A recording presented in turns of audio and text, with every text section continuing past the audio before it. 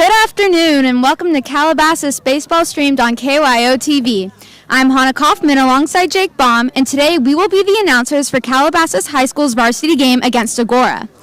This is the third game of the Calabasas versus Agoura series. Agoura is leading the series 2-0, and Calabasas is hoping to win the game and advance to the championship. This is the last league game of the 2022 season, so it's a big game for both teams. Absolutely, Hannah. It's a league game for both of them. Last league game, last home game, last regular season game. Calabasas and Agoura have already both clinched the playoffs, but this is going to be practically a playoff game, a playoff atmosphere all around. You see Agoura being so close to Calabasas, even in the same school district. A lot of fans from Agoura here, a lot of parents. The atmosphere here for a high school game is electric already. We already feel it. Like you said, Agoura already has a 2-game lead in the series. Calabasas is hoping to salvage something here, but they got their ace, Brandon Pink, on the mound.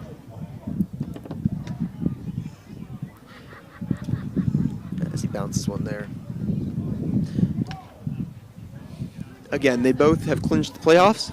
It's about seeding right now. Calabasas, with a win today and an Oaks Christian loss, can clinch the #1 seed in the division by themselves. If them and Oaks Christian win, by the way, Oaks Christian is playing Westlake today. If they both win, they'll both have a tie for #1 seed. A lot of different scenarios here, playoff-wise.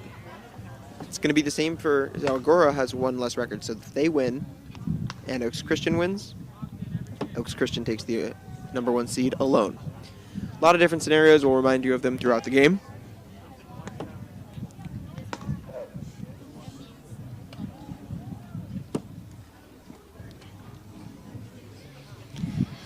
On Monday's game, Agoura won 15-8, and on Wednesday's game, Agoura won 5-3. So Calabasas is looking to win tonight's game.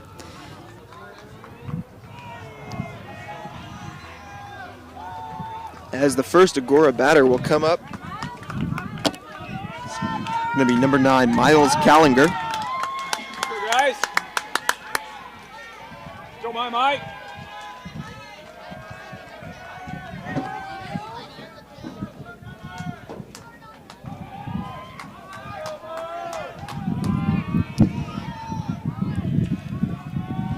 So Pink is on the mound, and it looks like the first batter will be a righty-on-righty matchup. First pitch coming in will be a high ball. Just a little fastball there, a little high in the zone. So 1-0 count. Next pitch coming in will be a low ball, making the count 2-0. Looked like just like a bit of a sinker there. Dug a little bit too deep. 2-0 is the count.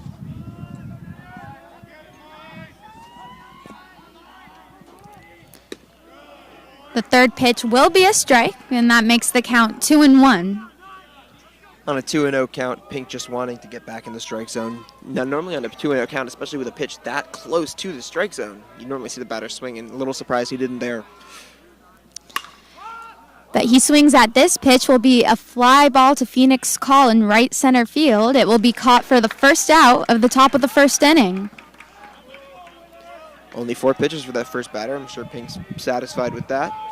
Second batter now. It's number 21, Will Mickelman.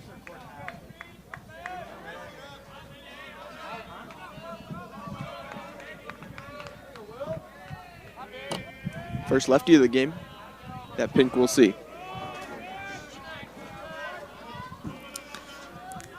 So 1 out in the top of the first, and the first pitch will be a ball outside and a fastball, making the count 1-0.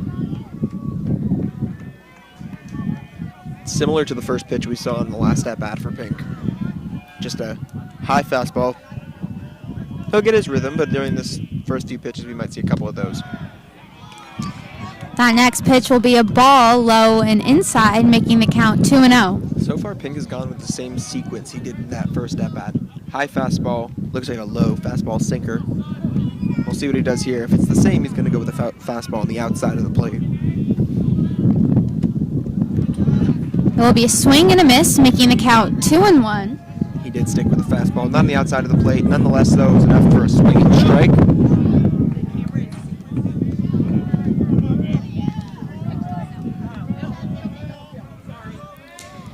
Fourth pitch of the at-bat will be high and outside, 3-1 count. Similar to that third pitch of the first at-bat. Just a little bit outside of the plate. This time he didn't get the call.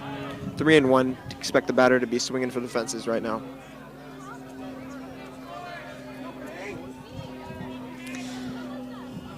Pitch coming in will be taken for a strike. Looks like the batter thought it might have been ball 4, not quite sure, but nonetheless the count is 3-2. Count is full. That was a perfect example. The batter knew that was a strike. He was trying to sell it to the ump. He was trying to earn himself a ball. He knew full well that was going to be a strike call there.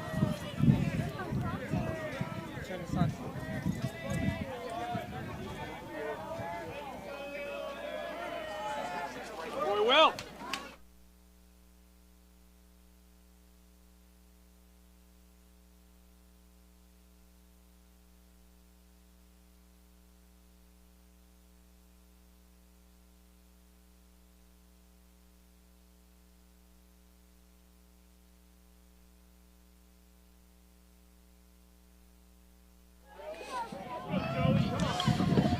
So that was ball 4. There's now a runner on first base as Joey Blank comes up to bat.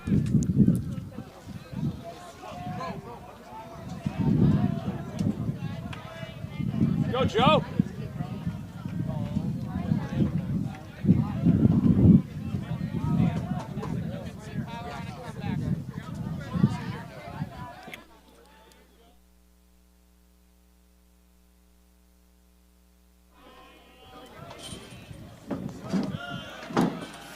First pitch will be a ball inside, 1-0 count.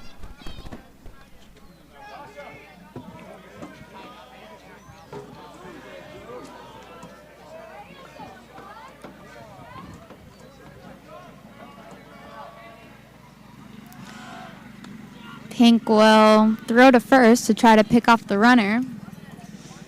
I don't know about the wheels on Mickelman, but Pink is certainly aware of him. There are two reasons a pitcher might throw to first. You could actually be trying to get the runner out. Totally possible here. Or it could just be, hey, I need a break. Very true. Some pitchers like to buy time. Absolutely. You see a nice curveball in the strike zone there. It's going to make it 1-1 count. 1-5.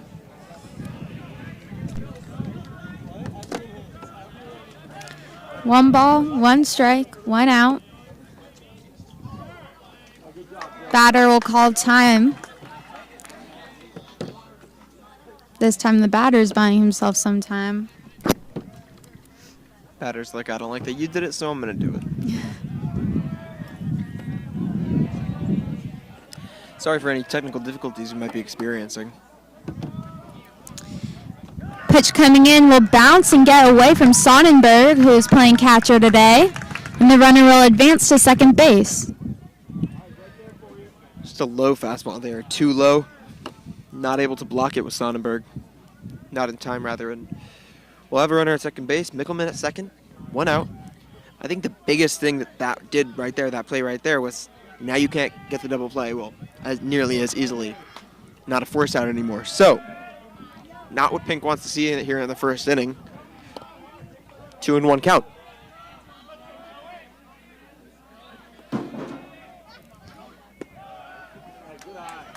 That will be taken as a ball, making the count 3-1. Again with 1 out in the top of the first inning and a runner on second base.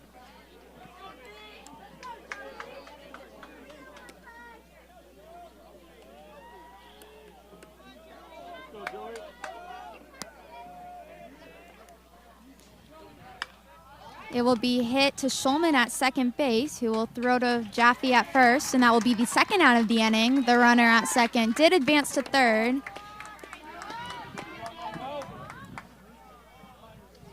Now is a good opportunity to look at our defense here for the Coyotes. Jaffe at first. About midway through the season, there was a bit of a mix-up. Grunberg used to play first. Now Jaffe, he wasn't healthy. Now he is. He's at first. Grunny's in right. Second base, we have Tyler Shulman. Center field, Phoenix Call. Shortstop, Nate Castellan. Third base, Matthew Whitco. Catcher, Sam Sonnenberg. Pitcher, Brandon Pink.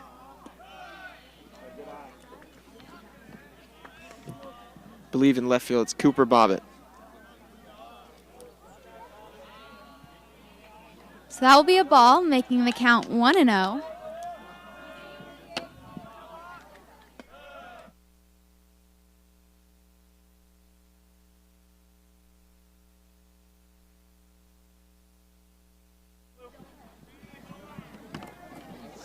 Again, will be taken as a ball, making the count 2-0.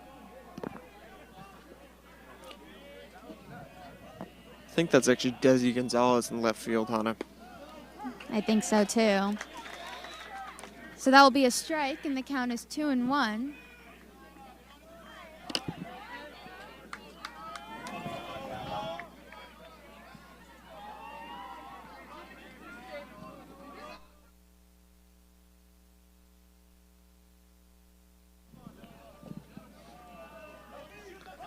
Pitch will be a grounder to Wicko at third, who gets ready to throw across the diamond, and that will be the third out of the top of the first inning. And Pink will blank the Chargers in the first inning. Top of the first, that is. Take a break, going to the bottom of the first inning.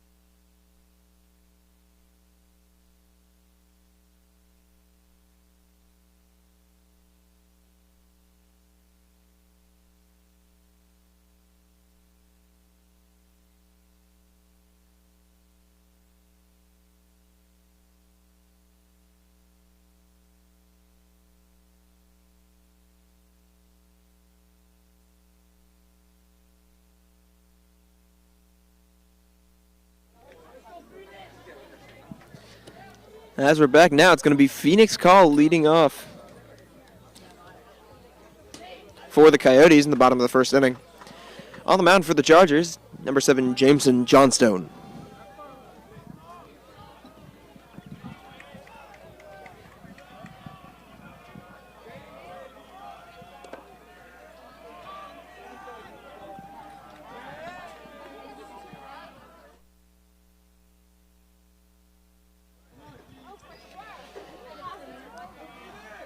Bottom of the first inning will get started for the Coyotes. Johnston on the mound. First pitch will be a strike on the outside corner of the plate. That was not a strike. That was outside, outside, outside. Looked like a nice fastball. Level-wise, height-wise, it was perfect. It was outside. Doesn't agree. Pitch coming in. Again, will be on the outside corner of the plate, but this time will be called for a ball. 1-1 count. You can see the catcher trying to frame that pitch, but it was way too outside and low, rather. So, not going to fool him there. 1-1. Third pitch coming in will be outside and in the dirt. That'll be ball 2, making the count 2-1. Call with a good eye there as the ball just kind of sunk on the lower outside half of the plate.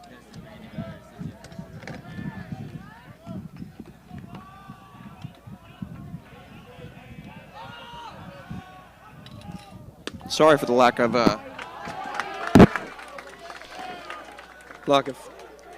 footage. There are some technical difficulties right now, but we're fixing that for you so we can enjoy the rest of the game seamlessly.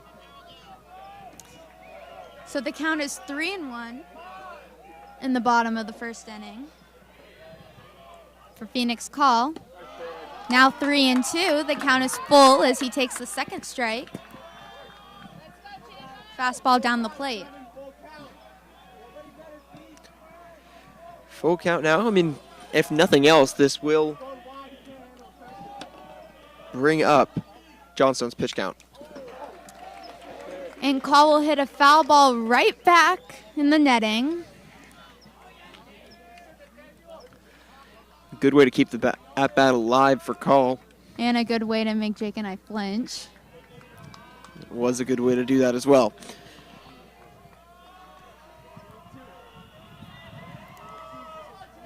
Full count. Will be swung to left field. It will go deep near the fence, and it will be a home run for Phoenix Call. And in the first at-bat of the game, Phoenix Call goes deep near the foul pole in left field. Calabasas will take a 1-0 lead. You can see how hyped up Call is.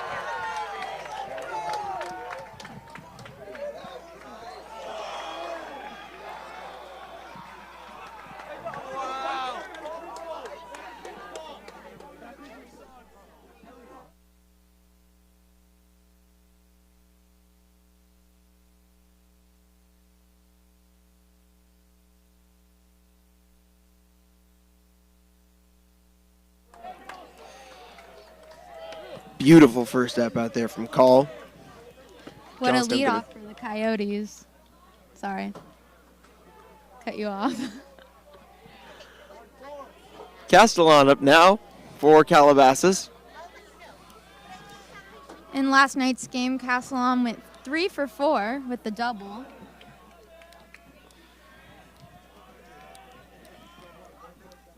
First pitch will be swung at and will be fouled down the third baseline for strike 1 of the at-bat. 0-1 now.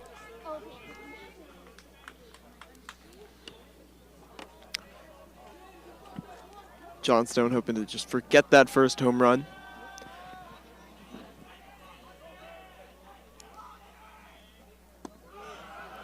Second pitch will be a ball, making the count 1-1.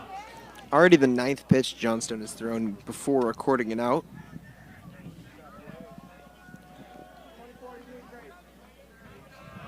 Again, sorry for any technical visual difficulties we're having right now.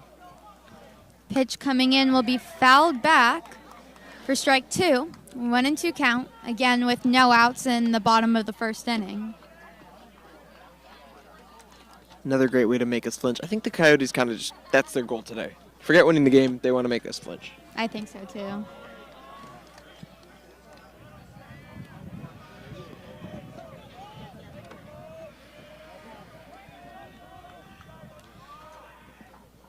Pitch will be low and outside. Count is now 2-2.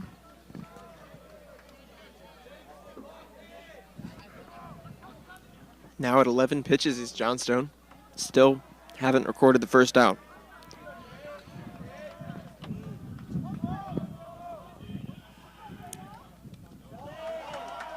Pitch coming in is low and will be called for ball 3. Full count. Another just a fastball there, just too low in the zone. Not going to be called for a strike. Full count now on Castellan.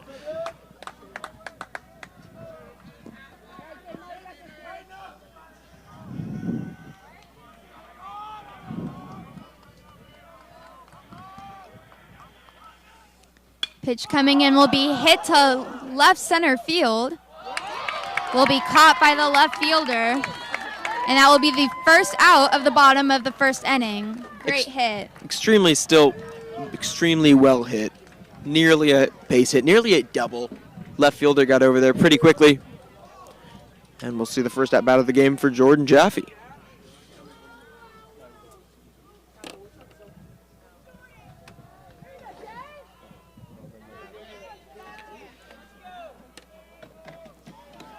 On Monday's game, Jaffe went 2 for 4, also with a double, as he takes the first pitch of this game for his at-bat, 1-0 count.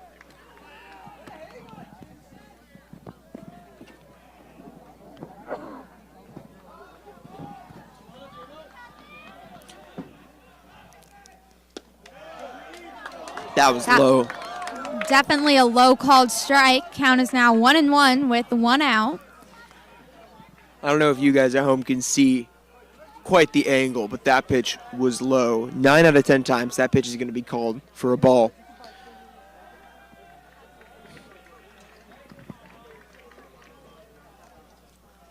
Definitely a call that can go both ways.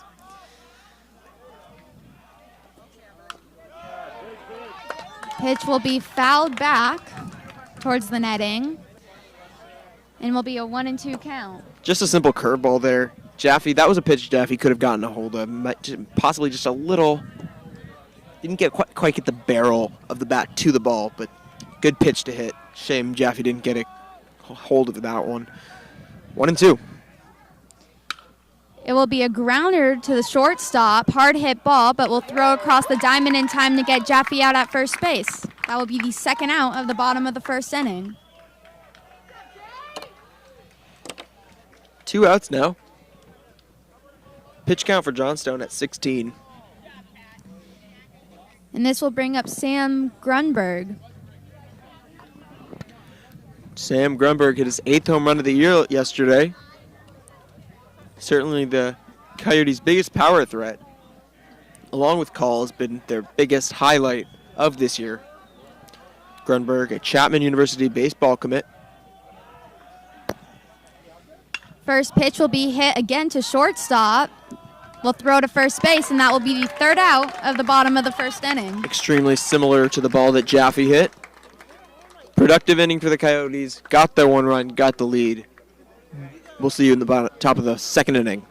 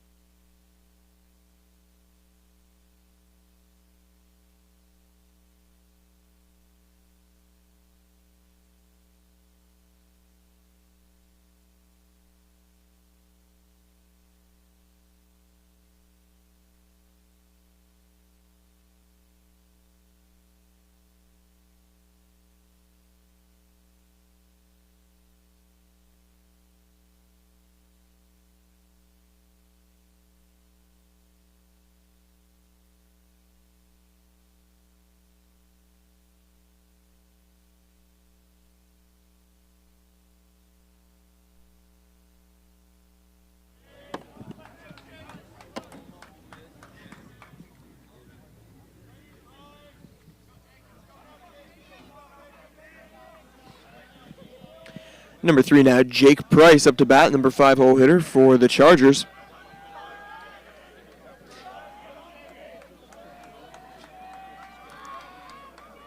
Another righty-on-righty matchup. Pink is on the mound. First pitch of the inning is coming in, and it will be a ball high, 1-0 count. Extremely high curveball there, close, high and inside. Surprised the batter didn't even flinch there. 1-0.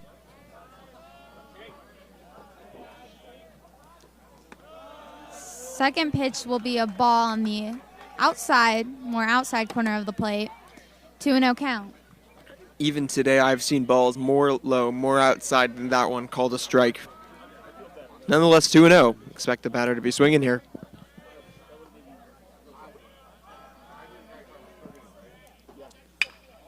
It will be hit to third base. Wicko will dive and miss. Castellon will reach to it, but will not throw to Jaffe in time for the out. That was good backup by Castellon to make sure he couldn't even have the chance to advance to second. However, you could see Whitco got there in time, and it just went under his glove. It would have been a tough play.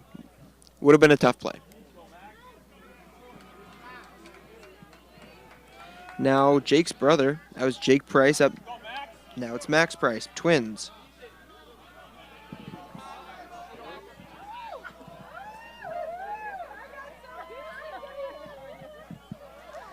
Pitch coming in will be low for ball one.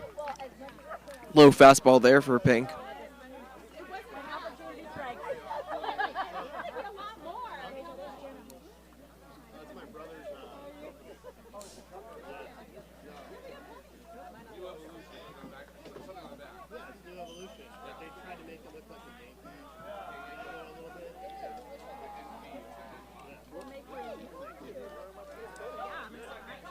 Pitch coming in will be fouled back for strike one. 1-1 count.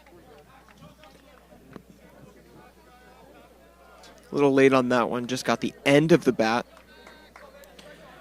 The stands are packed here at Dollarhide Field in Calabasas, California, with both Chargers and Coyotes fans. A lot of students here. School got out at 3:30. Students rushed up here to watch.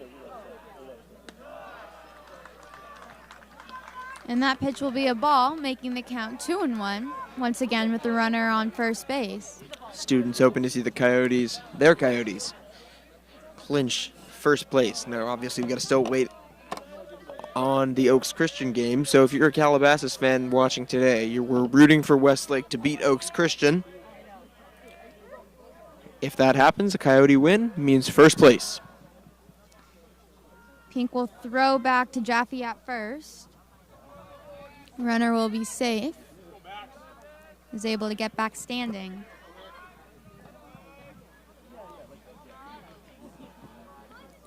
2-1 now.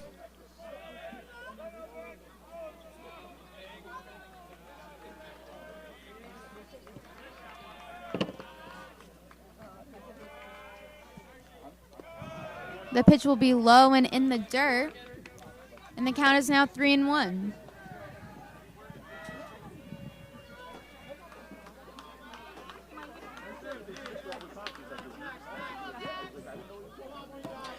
Again, 3-1 count. Would not be surprised to see Price swinging here.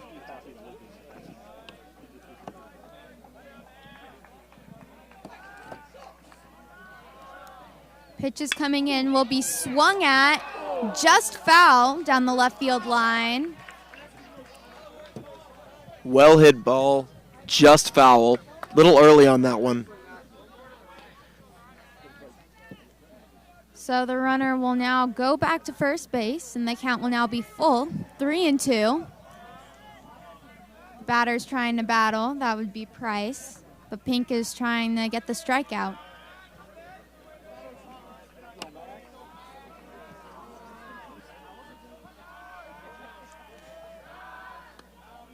And Pink will throw to Jaffe at first. Likely just another attempt to bide his time. Figure out with Sonnenberg, figure out what pitch he's going to throw on a full count with no outs.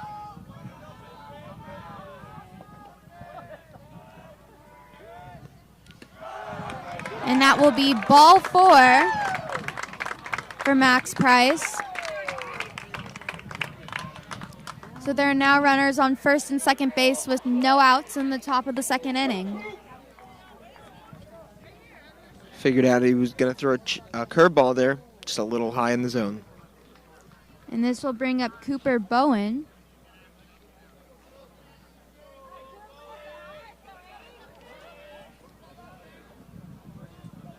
Runners on first and second now. What the Coyotes need here is a ground ball or a strikeout. Nothing else.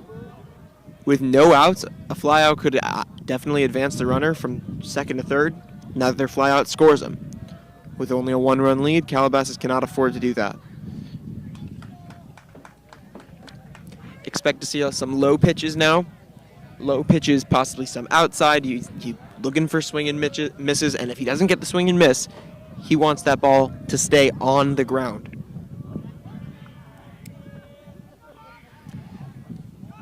The batter will show bunt and pull back for ball one of the at-bat. 1-0 count.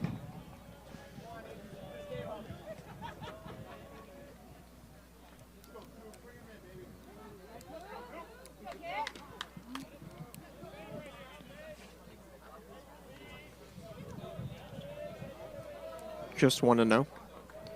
First and second. No outs. We'll show bunt again, and we'll get it down this time. Pink goes to field it and will throw to first base. He will be called safe. And the bases are now loaded. Poorly executed by the Coyotes. They knew he was going to bunt. When you have a player that's going to bunt, you're not worried about anyone at third, right? They're not going to make it to third. I mean, they're going to make it to third on the bunt. Hardly anything you can do. What they should have done is bring in their third baseman, so he could have gotten to that a lot quicker than Pink did. You see that a lot in the MLB. You want to charge it. You want your third baseman or first baseman to charge it. Would have gotten there quicker if he had already started. Just not in time. And the bases will be loaded with no outs for the Chargers. The Coyotes will have a meeting with their pitching coach on the mound. Coach Thomas Cassidy, former head coach.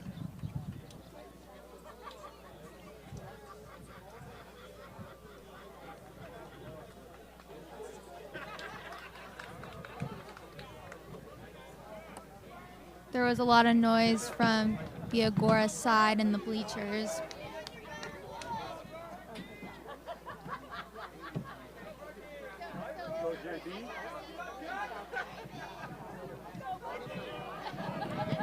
And this will bring up Jack Burke, number 10 for Agoura.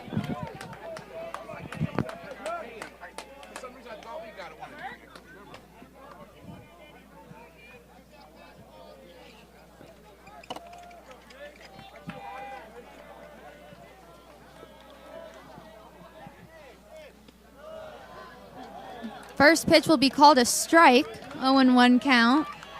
Looked like a low curveball, but called strike nonetheless. What Calabasas absolutely needs here is a soft ground ball where they can just throw it back home, get the force out at home, or a strikeout.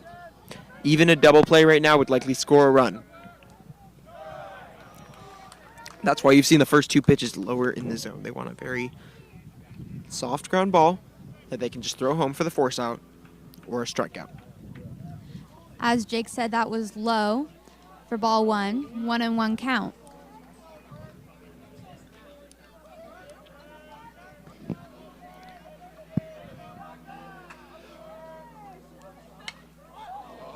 Third pitch of the at-bat will be hit up into the netting for strike two, 1-2 count. That's what Calabasas wants to see, not any hard contact. In this inning, we haven't had anything get out of the infield. The single was an infield single just past the glove of Whitco, a walk, and a bunt single. So nothing hit hard. They want to keep it that way. Again, soft ground ball or a strikeout. That was a strikeout pitch right there. Pink didn't need to throw it in the strike zone. He knew he didn't need to throw it in the strike zone on a 1-2 count. Now it's only 2-2. He can relax a little. Now you might see it more in the strike zone. Still looking for that strikeout. Like you said, that was definitely a pitch that gets batters to chase. But Burke didn't go for it, and now the count is 2-2. And that was Pink's strikeout pitch. That was his slider.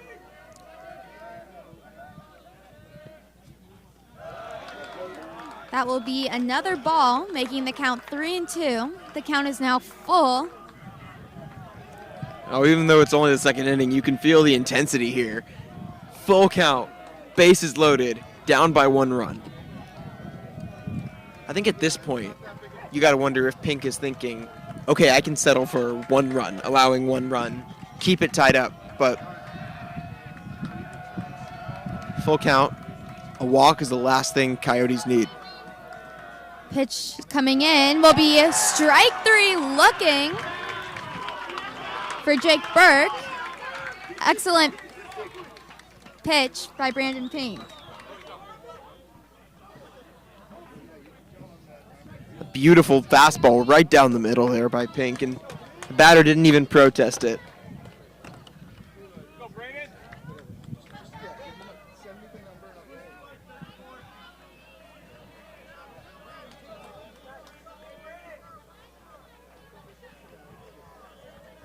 Number 34, Braden Feliciano now.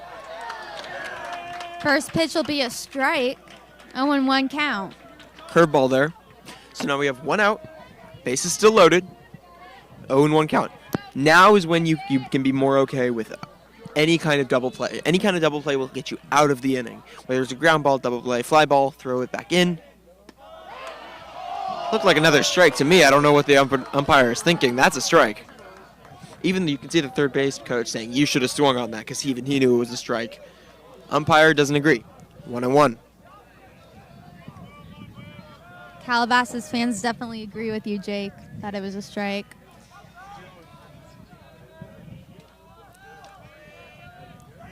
One and one count. The ball will be hit up the center of the field. A run will score. And Call will throw back to Sonnenberg at home plate. No, it's just a ground ball single. I mean, Pink got the ground ball he wanted, not the placement he wanted. The issue with that ball was too much down the middle. Too easy for Feliciano to make good contact with that ball. And that'll be the Chargers' first RBI, first run of the game. Back to the top of the order. That was also just good situational hitting. It was well hit. It was a ground ball, but it was a well hit ground ball, right down the middle.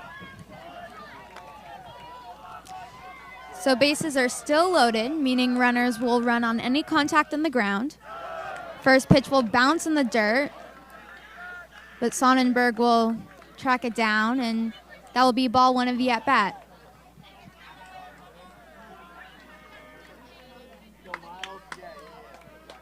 Again, still 1 out, so ground ball that they can make into a double play would be much appreciated by Pink and the rest of the Calabasas Coyotes team.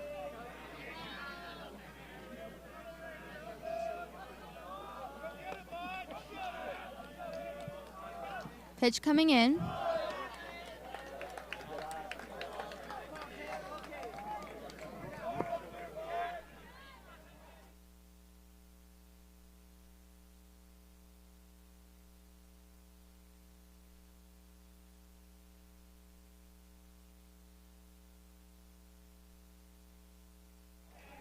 Sorry for any video trouble we have right now. We're trying to get that fixed. In the meantime, though, strike is going to be called. It's going to be 2-2 on the batter. Bases loaded. 1 out. Tie game at 1-1. Top of the second inning. The 1 run for the Chargers coming on a Braden Feliciano RBI single. And now it's Miles Callinger up to bat for the Chargers. It will be fouled in the netting, and the count is now 2-2.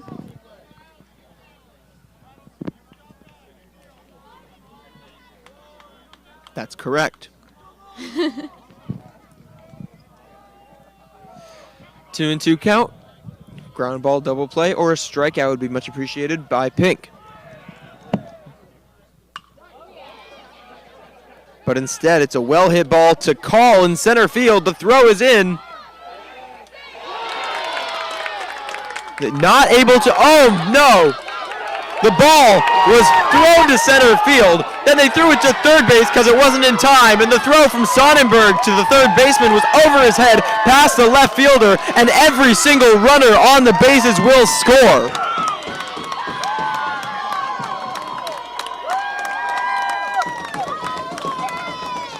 Every single runner scored.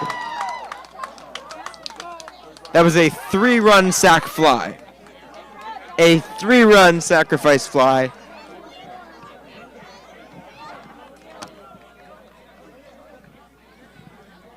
Not much you can say about that other than, wow, you can only imagine how disappointed all of the Coyotes must feel right now.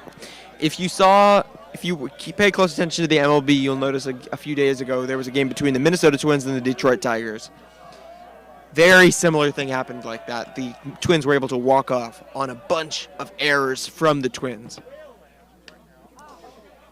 Will be a grounder back to Pink. Easy throw to first base, and that will be the third out of the inning. But the Chargers will score 3 on a bunch of errors from the Coyotes, and they will take a 4-1 lead going to the bottom of the second inning.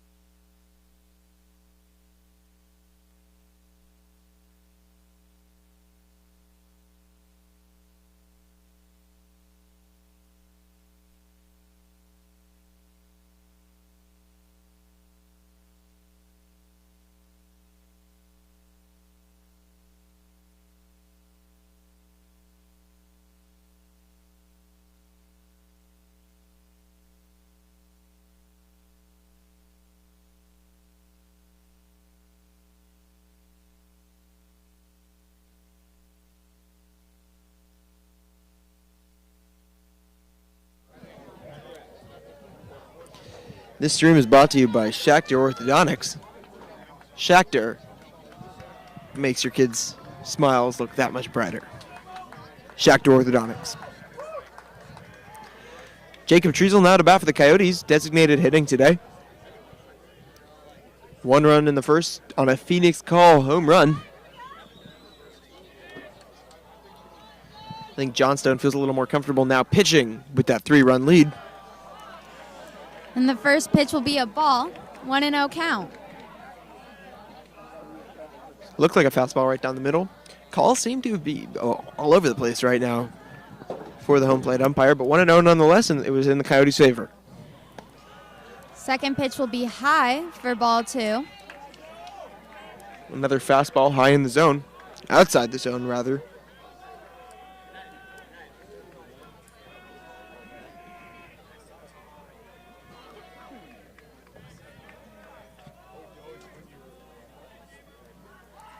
Pitch coming in will be an inside fastball.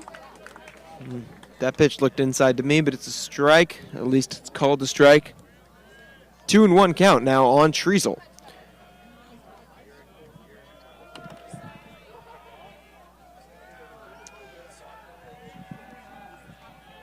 Johnstone will step off the mound as the catcher takes the call, figuring out what pitch to be thrown. Treasel will be attending Tulane University next year in New Orleans. As he watches the third ball of the at-bat, making the count 3-1. Again, I mean, it looked like a strike to me. Umpire called it a ball. Again, in the Coyotes' favor, not going to complain. It's a 3-1 count. Look for Treasel to be swinging right here.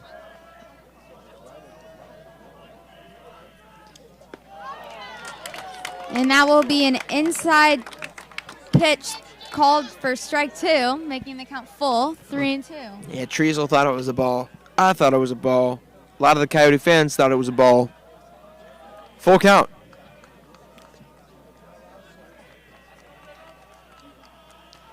Pitch is coming in, will be swung high. As it hits the top of the dugout, will be a foul ball. Count remains 3-2.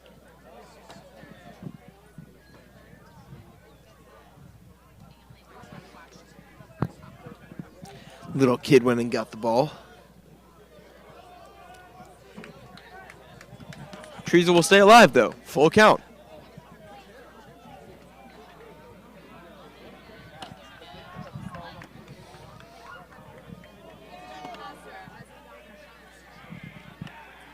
Pitch coming in will be swung at high in the air towards right center field. The right fielder will call off the second baseman, and that will be the first out of the bottom of the second inning. Good way to raise the pitch count by Treasel, but an out nonetheless. So not exactly what he wanted there. And this will bring up Shulman, who in Monday's game went 2 for 4.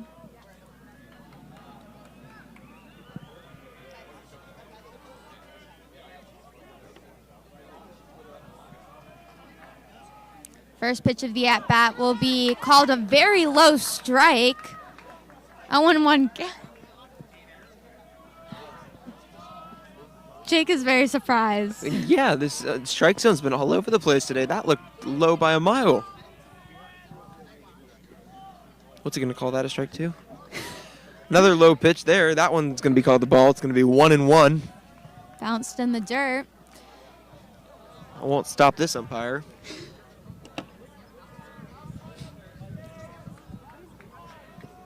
One ball, one strike, one out in the bottom of the second inning. Pitch is coming in. It will be swung at, turned early to right field. Will be caught for the second out of the inning, but great contact by Shulman. That ball was well hit, and you could hear it right off the bat. You could hear the sound of the bat making contact with the ball made, but just a deep fly out for Shulman, and now it's going to be number 10, Desi Gonzalez. Shulman's a lefty batter, and to hit it to deep right field, more towards the foul line, he definitely turned on it, turned his hips. Gonzalez, up at bat now, is a right-handed batter as he shows bunt and pulls back for ball 1 of the at-bat, making the count 1-0. Now, I don't know if our video is working, but if it was, you could see that the third baseman was charging on that ball because he saw bunt. If Calabasas had done that in last inning, they would likely have been able to get the runner out at first base. Another instance, third baseman charging. If that happened, that flyout would have been the third out. The flyout to call in the last inning would have been the third out. None of those runs would have scored. None of them. On the second pitch of this at-bat, Gonzalez showed bunt and pulled back once again. The count is now 2-0. Pitcher on the mound will show bunt again and pull back for ball 3. 3-0 count. High ball there. Gonzalez wanting to bunt so bad, and they might just walk him. We'll see here. 3-0. Likely not going to swing. Probably not going to be given the green light now, but we'll see. Shows bunt again and pulls back, and that will be a 4-pitch walk for Desi Gonzalez. Runner is now on first base. I mean, Coyotes will take any base runners they can get. It's going to be Sonnenberg up now. Catching today is Sonnenberg.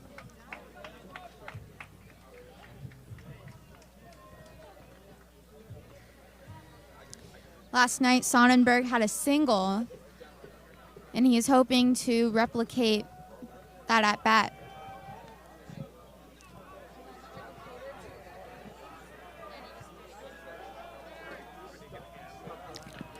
Runner on first, 2 outs for the Coyotes. Will show bunt and pull back as Desi Gonzalez steals second base. Will dive in safe without a throwing attempt. Looks like Gonzalez did hesitate there. He didn't know whether he was going or not, but when he saw that the ball was in the dirt, he flew and made it to second safely with no throw. Now it looks like any kind of base hit should bring in the runner from second base.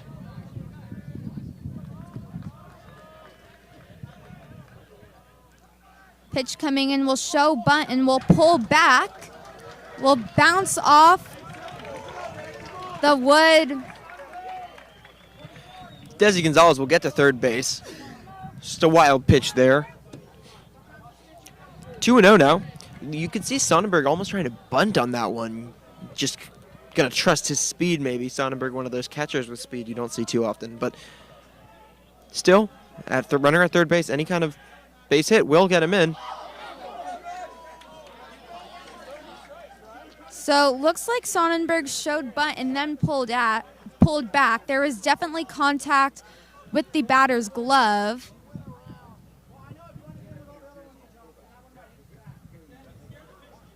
Looks like Sonnenberg complained to the umpire. Now he is checking with his field umpire.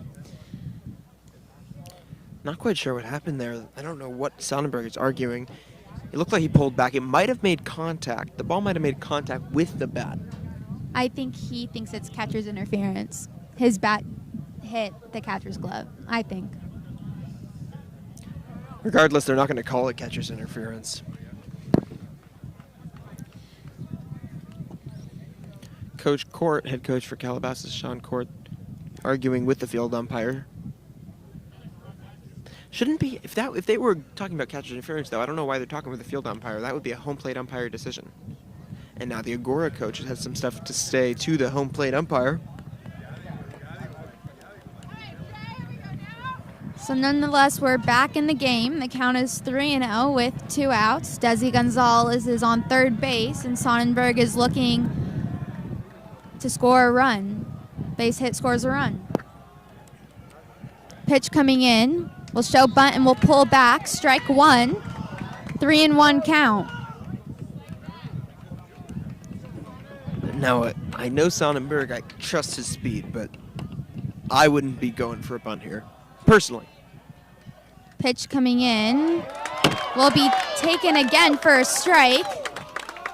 Full count, 3-2. Looked low, called a strike. It's a full count. Goes from 3-0 to 3-2.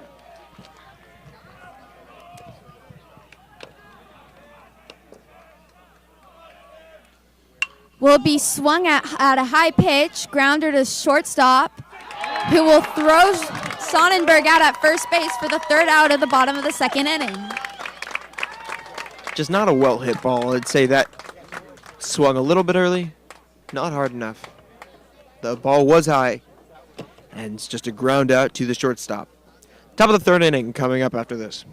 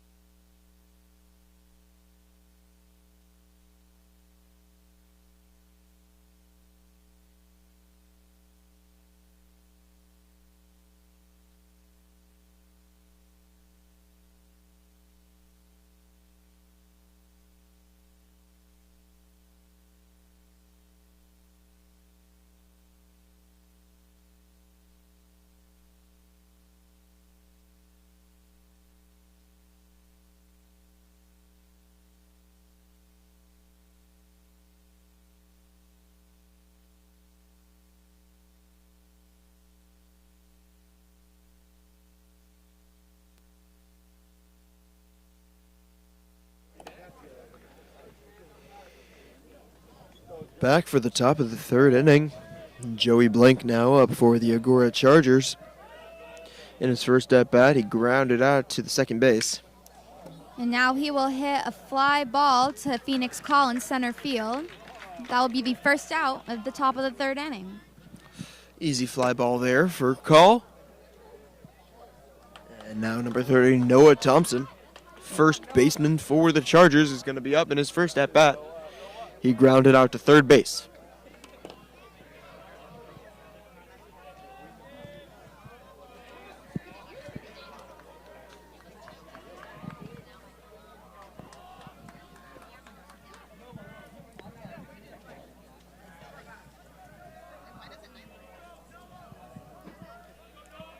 Pink on the mound. Pitch is coming in. Will be a first pitch ball.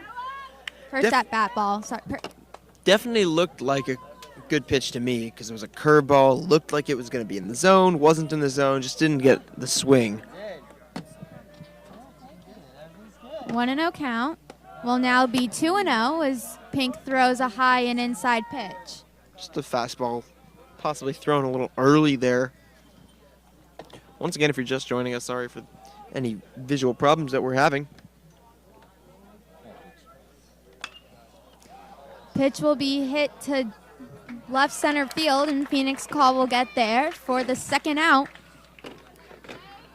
of the top of the third inning. And now Jake Price up for the Chargers. In his first at-bat today, he hit a single. So 1 for 1.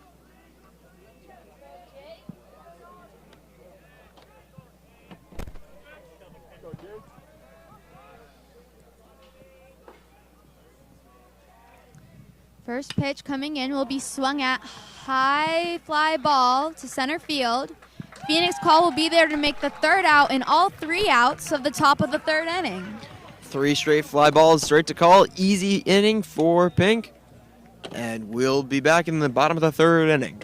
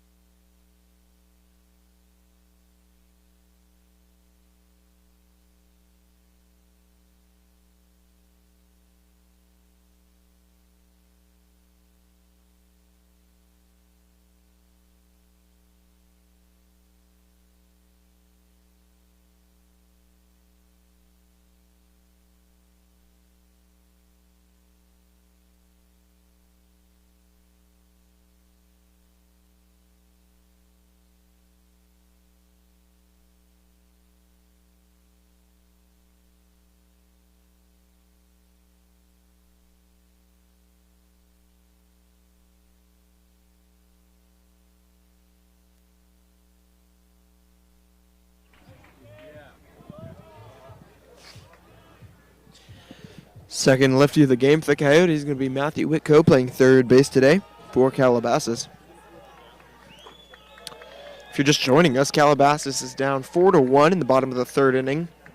Most of the runs for the Chargers being scored on a throwing error by catcher Sam Sonnenberg.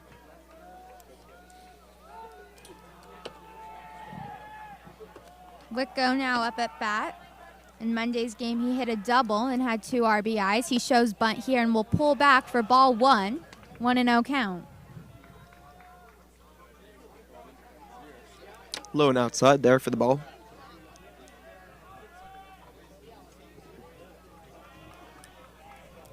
We'll show bunt again and we'll pull back at a pitch thrown in the dirt. 2-0 count. 2-0.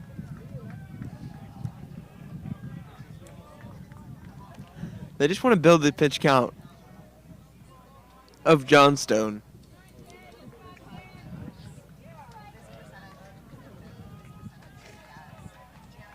And it's working as long as they continue to take balls. Whitco will show bunt and will pull back again. This time will be a strike, and the count is now 2-1. 2-1 now. We'll see if Whitco continues to show bunt. Pitch coming in will be an inside ball, 3-1.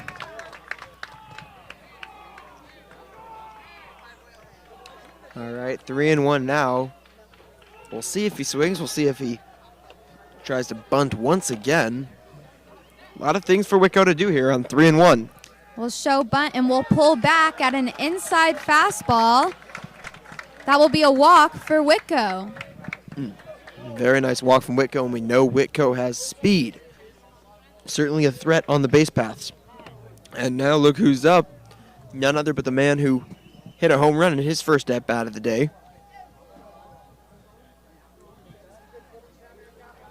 They're going to have a mound visit right now for the Chargers.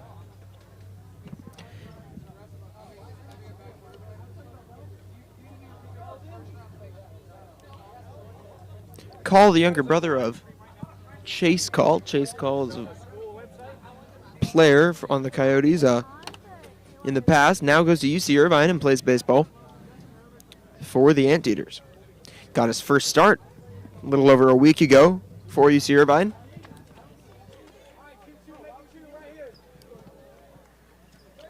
And now we'll see his younger brother, Phoenix. What a successful junior he is for this Coyotes ball club.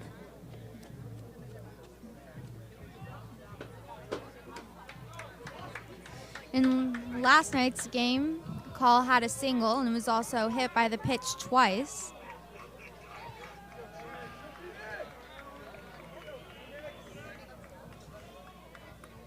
First pitch will show bunt and will pull back for ball 1. 1-0 count.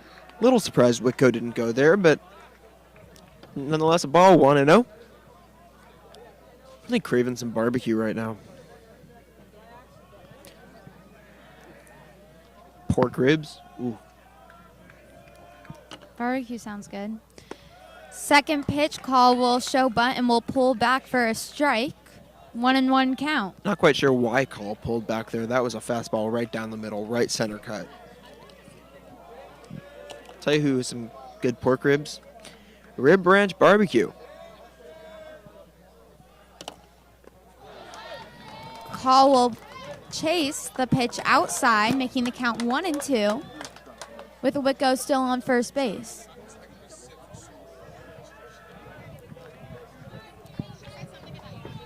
That was a curveball a little bit outside the zone. Surprised to see Call swing on that. 1-2.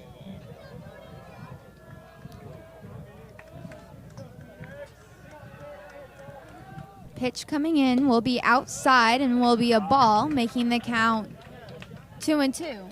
Just a little low and outside there on the fastball. The last thing the Coyotes want is a strikeout and no advancement of the runner. At least what should come out of this at bat is a runner on second, 1 out. Call will hit a fly ball to right fielder, and Whitco will go back to first base. And that's definitely not what the Coyotes wanted in that at bat from Call. The reason you saw at the beginning of that at bat he was trying to bunt is because a bunt what it would at least do is get the runner to second, if not 2 runners on with Call's speed, but wasn't able to successfully execute the bunt. Runner remains on first base. 1 out now for Nate Castellon. In his first at-bat of the day. Hit a line out. And he'll take the first pitch in this at-bat as a ball.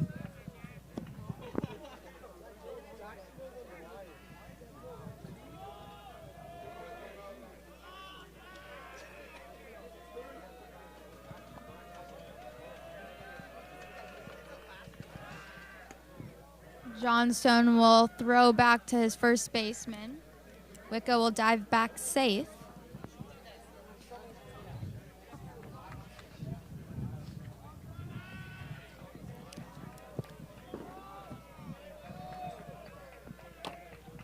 Pitch coming in will be called a strike. 1-1 count. You know, I can't say the name Johnstone without thinking of Cold Stone, and now I'm craving ice cream once again. So you went from barbecue to ice cream? You know, I'm craving food. I am one hungry man. And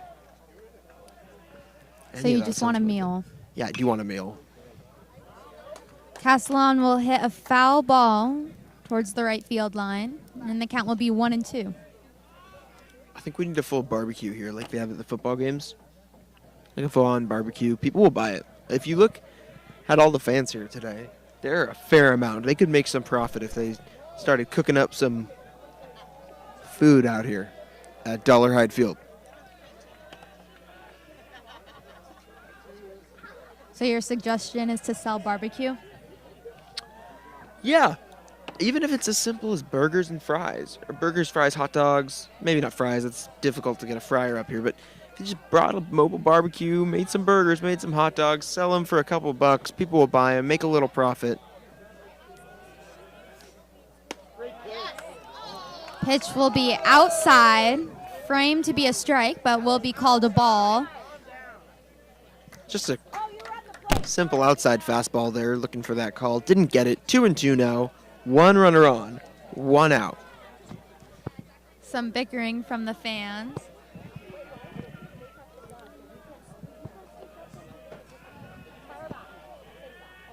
Pitch coming in.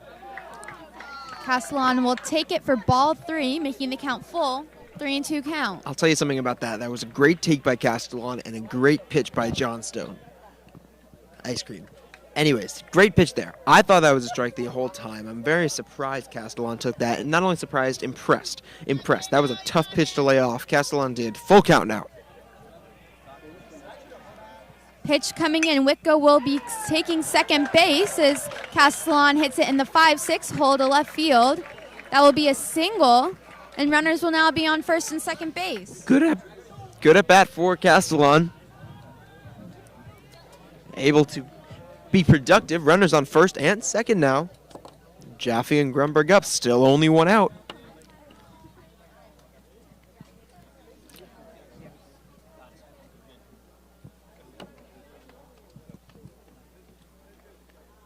Another mound visit.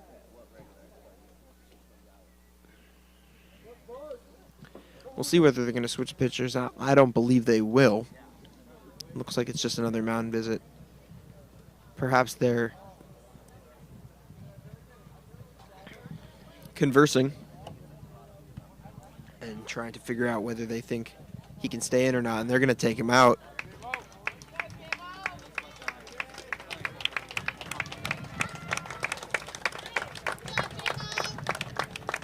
So Johnstone will leave, only allowing 2 hits, 1 run.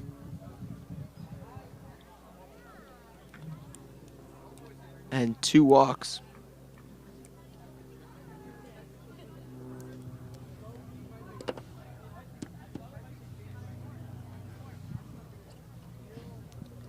We'll be right back after this.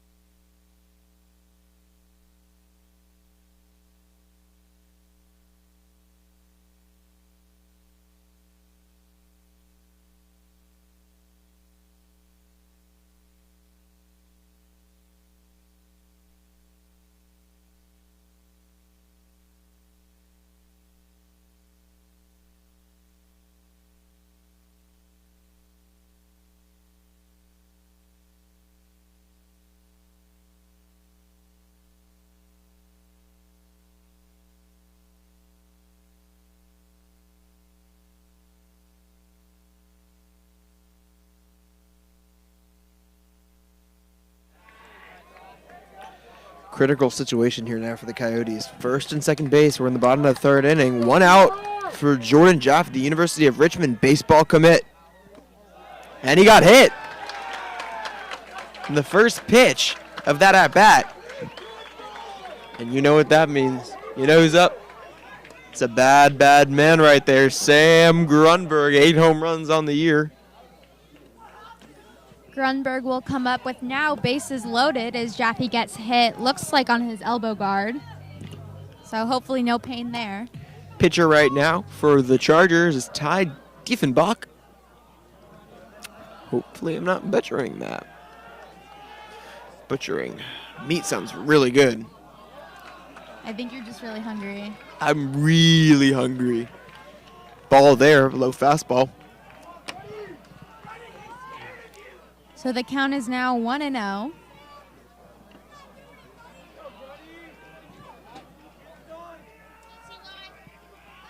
Second pitch of the at-bat will be an outside strike, 1-1 count. Grunny's looking for something he can get a hold of here. Doesn't need to be a home run, though. Any sort of thing past the infield, maybe in the gap, should score at least 2.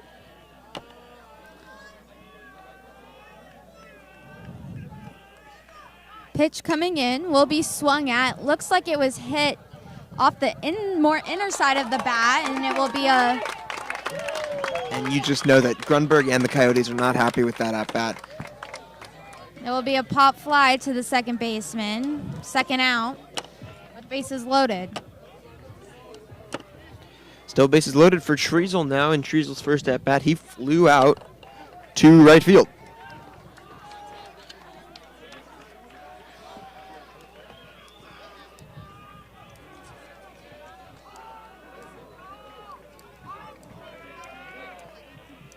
First pitch will be swung at and will go off the field for a foul ball, 0-1 count.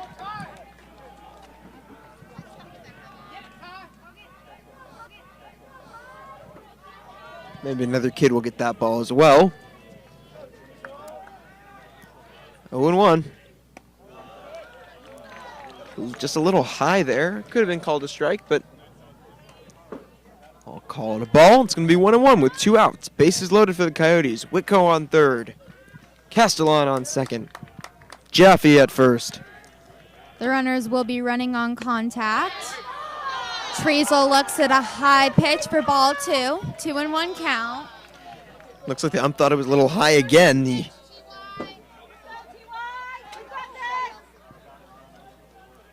Chargers fans bickering at the ump.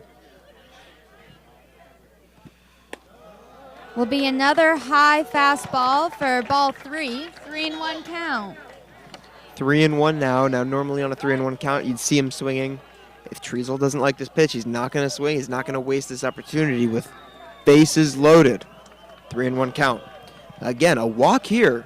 Scores a run for the Coyotes. And it is a ball. That will be ball 4.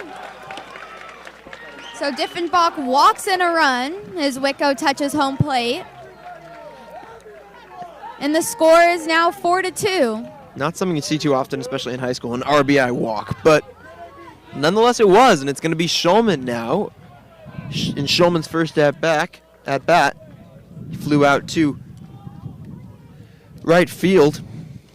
Well hit ball, too, but not quite enough.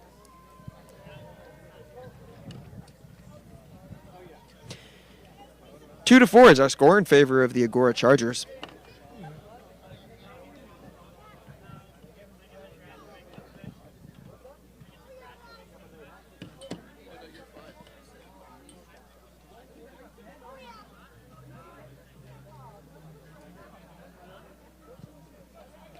Shulman up.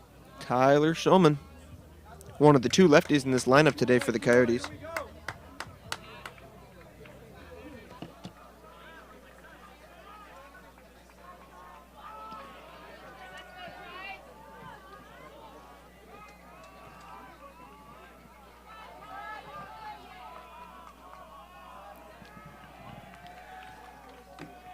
So So Shulman is now up to bat once again. Bases are loaded, and that means that the runners are running on any contact. First pitch coming in will be looked at for a strike. 0-1 count. Shulman's going to be a little he's allowed to be a little selective here. Doesn't want to swing at one he doesn't like.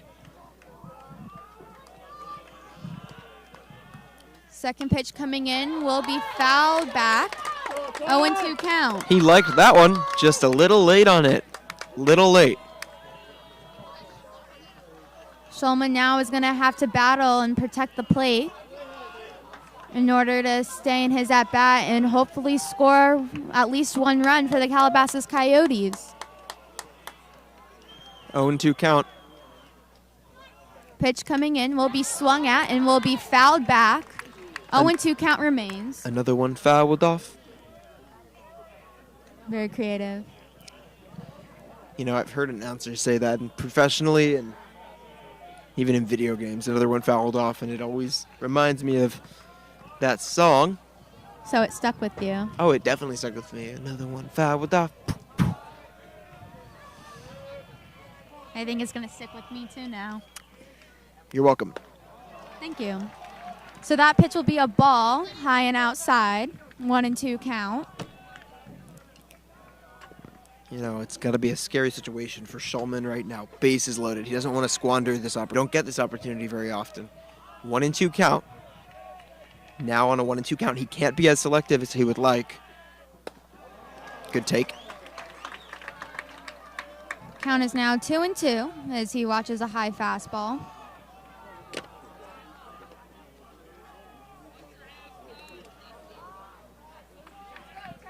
Bases loaded. Shulman's only goal is to get on base.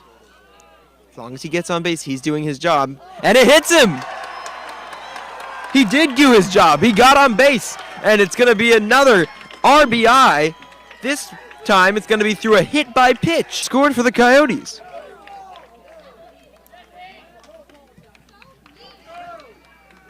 That's the second batter who's been hit by the pitch in this inning. But it gets the job done, and Calabasas is now behind by 1 run rather than 3. And this brings up Desi Gonzalez, who walked in his last at-bat. First pitch. And he hits him! Hit! Wow. And the game is now tied 4-4. Jaffe will step on home plate to tie the game. 2 players hit back-to-back. What a turn of events now. And how disappointing this must be for Diffenbach. 2 hit by, in the last 3 batters. Walk, hit by pitch, hit by pitch. All 3 of them bringing in a run. All 3 of them. Clutch plate appearances, no contact, but clutch plate appearances. From Treasel, Shulman, and now Desi Gonzalez. Desi Gonzalez's hit by pitch was on the first pitch of the at-bat. But Shulman's, he had a battle for it. So he did protect the plate in order to get on base.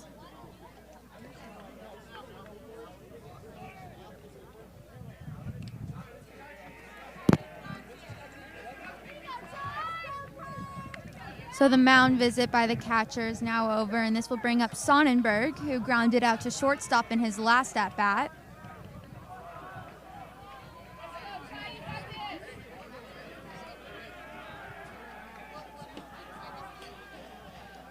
Diffenbach will meet with his first baseman.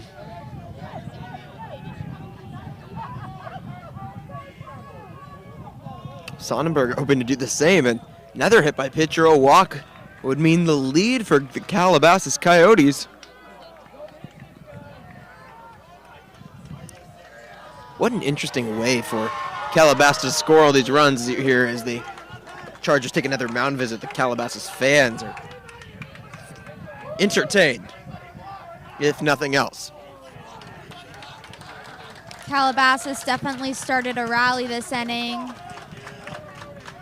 Looks like Agoura Chargers might be a little bit intimidated.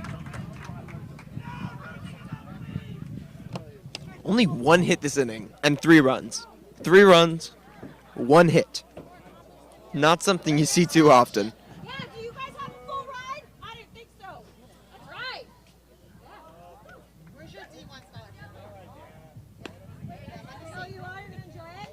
Okay, good. What? Be quiet. Cheer for your team. Don't cheer against people. Cheer for your team. Over here.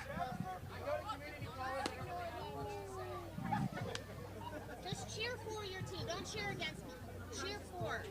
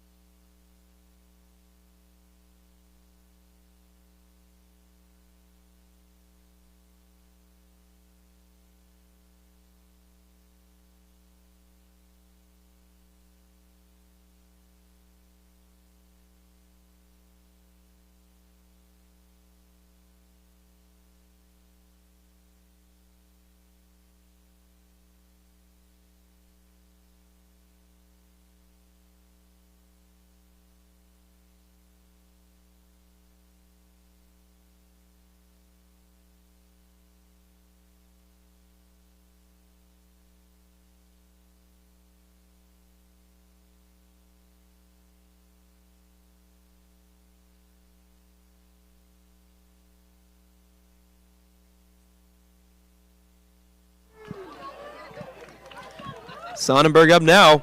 New pitcher in the game for the Chargers.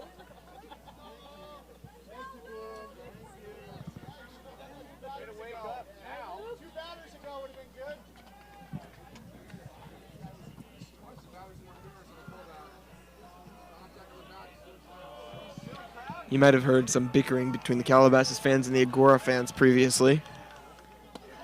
That was near his head. Good thing Sonnenberg was able to get out of the way. That will be ball 1, 1-0 count.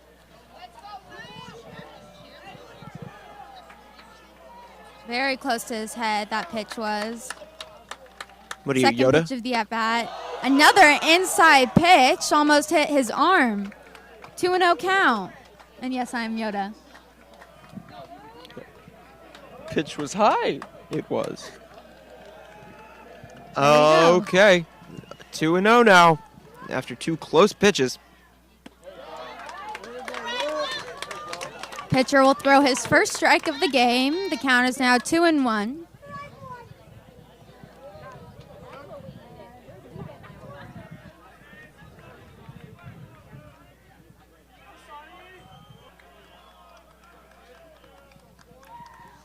Pitch coming in will be swung at and will be a foul. The count 2-2.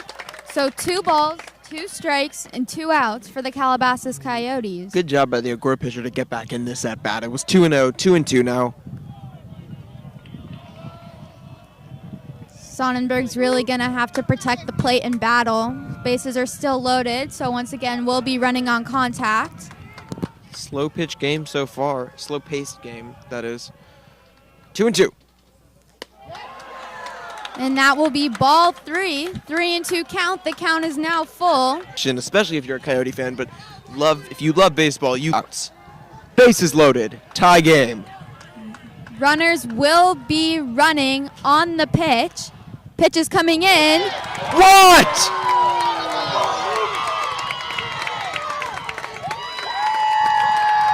Our jaws are dropped, speechless. That looked like ball 4 to me, but was called strike 3. That was ball. That was a ball. That was a ball that was called a strike. So that inning is now over for the Calabasas Coyotes. Disbelief. All Calabasas fans are in disbelief, but call a strike. Nonetheless, Calabasas gets 3 runs to tie the game up, 4-4.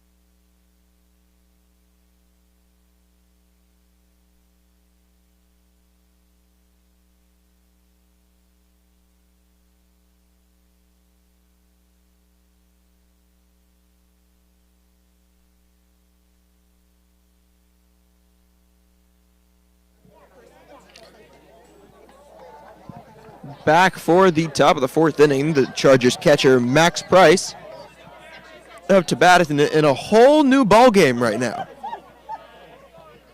Tie game, 4-4, top of the fourth inning.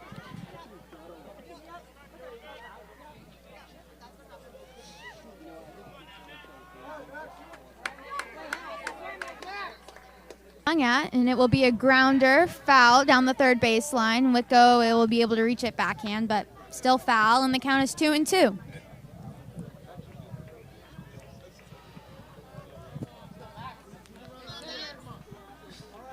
Good count for Pink to be in right now. He doesn't have to be so accurate. He took what I said to heart. He did indeed, as he throws the third ball into the dirt. 3-2 count. The count is now full. You know, after coming back by 3 runs, Calabasas can't afford to sacrifice anything. And that will be a swing and a miss. By Pink. I was surprised that he swung at it. It did end up being the strike zone, but I was surprised the batter swung at it because of how high that ball started off. Cooper Bowen now.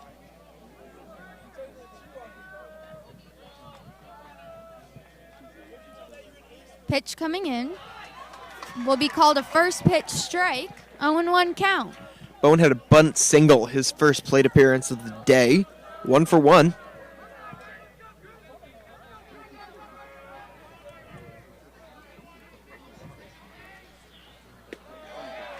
Second pitch will also be called a strike. 0-2 count.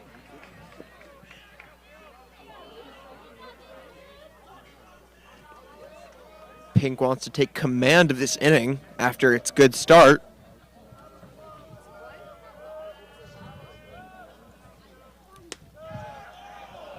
Outside corner, Pink pitched a ball. 1-2 count. Good pitch for Pink. That's exactly where I wanted it. You saw Sonnenberg set up right outside the plate. Didn't need to throw a strike, and he didn't.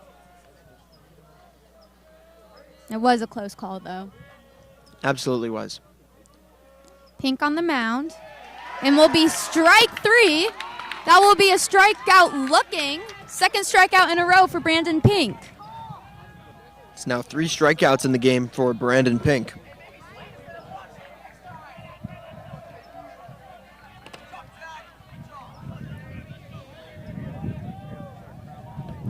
Two looking and 1 swinging.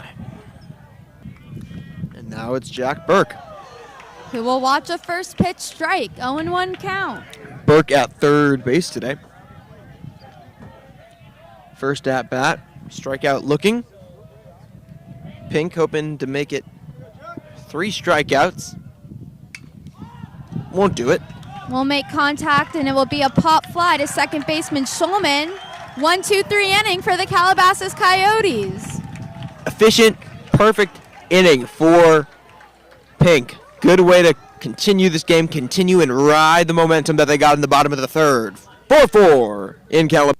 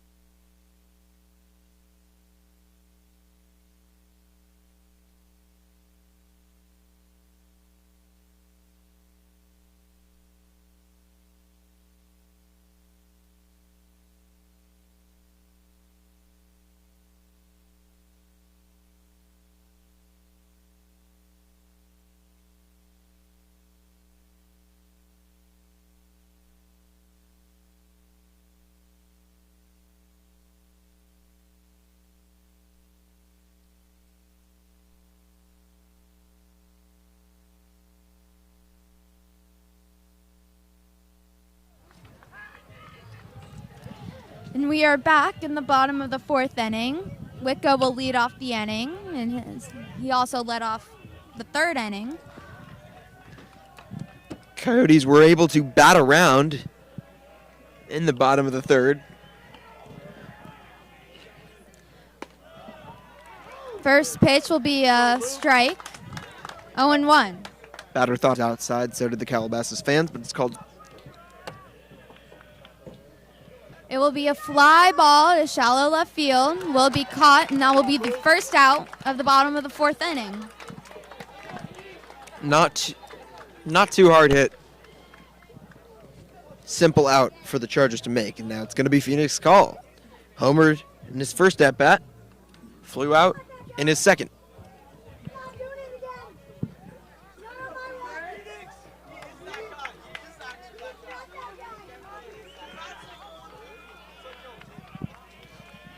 Chattering in the fans again.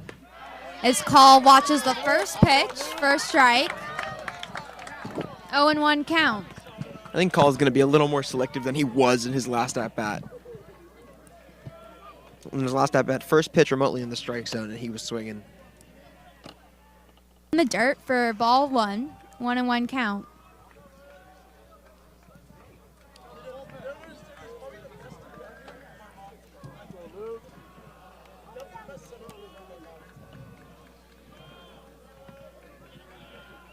One and one count. Will be 2-1 as Call just gets out of the way from the pitch. Nearly another hit by pitch. Already 3 in this game. 3 in the last inning alone. 2-1 count. Call will swing and foul into the netting on the first baseline, and the count is 2-2. It was Jaffe, Shulman, and Gonzalez all getting hit in the last inning. 2-2 on Call.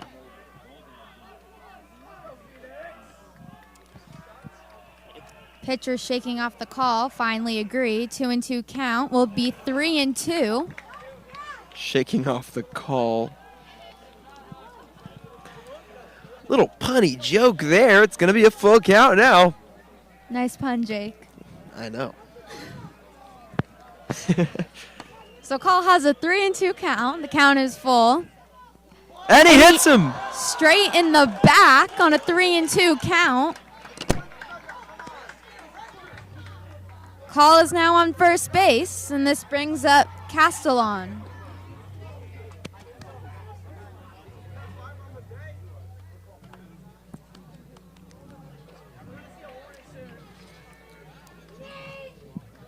It was on a full count, so a ball would have done the same thing, and I feel like part of me is wondering if the Chargers are like, hey, it might be a ball anyways. But nonetheless, runner on first. And that is a possibility because he did get hit twice in last night's game. And as Castellon walks back up to the plate, the count is 0-1. Has 1 strike called on him.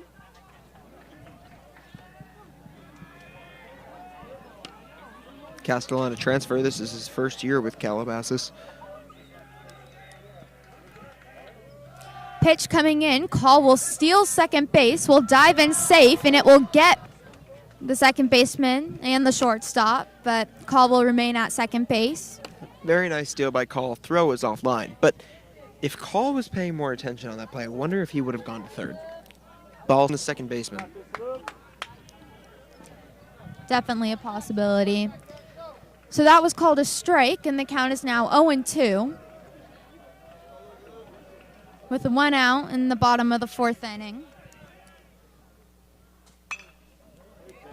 Castellon will hit a hard ball over the first base dugout, and will go on to off the field.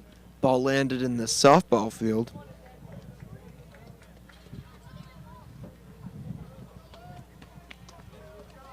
Some little kids going to chase the ball.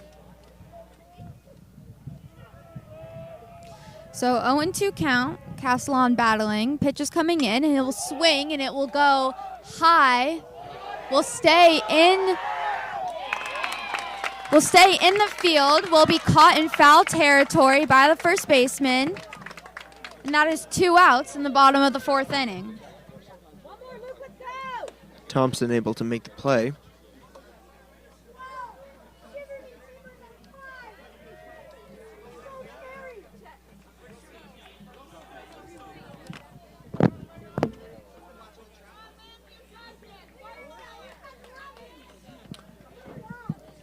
Two out now. Runner on second base is Call.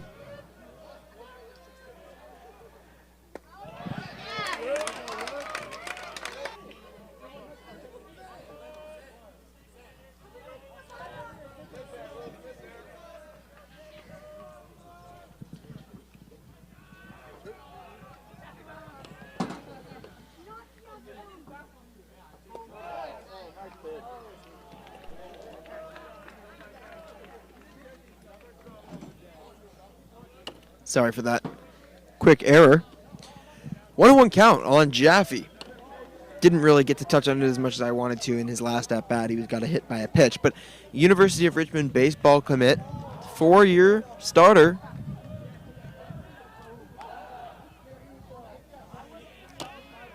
Pitcher will throw back to second base to try to pick off Phoenix Call, who gets in safely in a... He didn't dive, but he was able to get back. He slid. It was an awkward slide. Glad he didn't get injured on that play.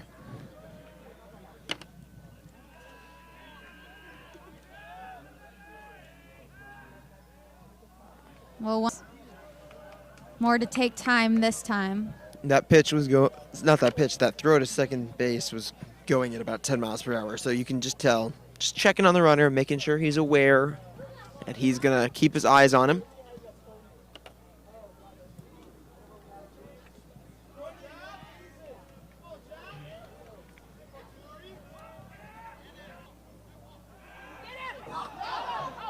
Will again try to pick off Call at second base. Will dive in safe. You could tell that the shortstop was giving some signs to the pitcher. This one,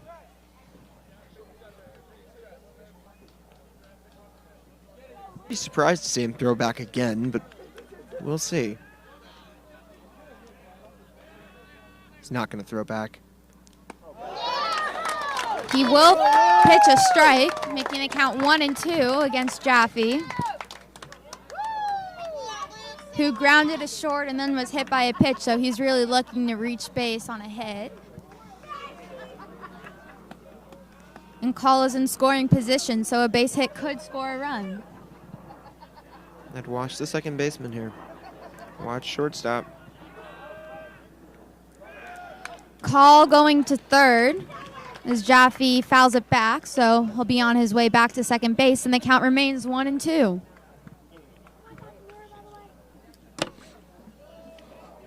Still keeping the pitch count up. It's good. Only 2 hits in this game for the Coyotes. Jaffe desperately wanting to change that. This game certainly a very slow-paced one. We're in the bottom of the 4th, and it's almost been 2 hours since the first pitch.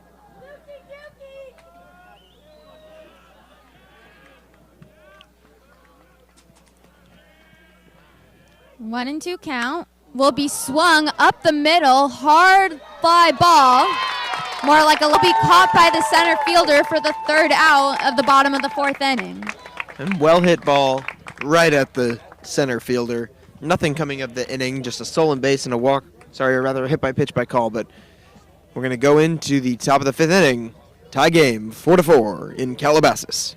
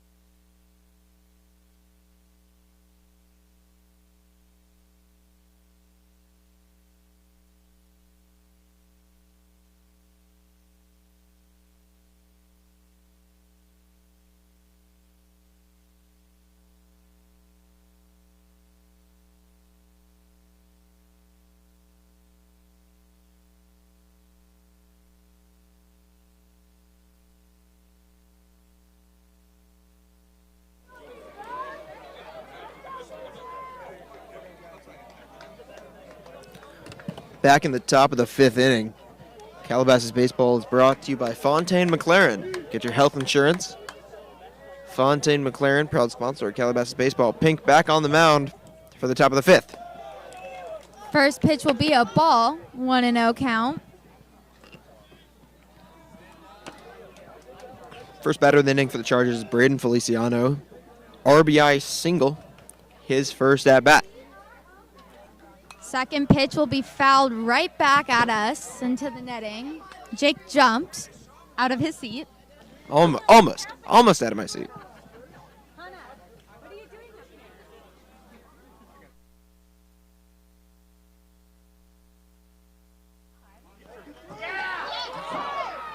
They're going to call it foul. Home plate umpire called it foul.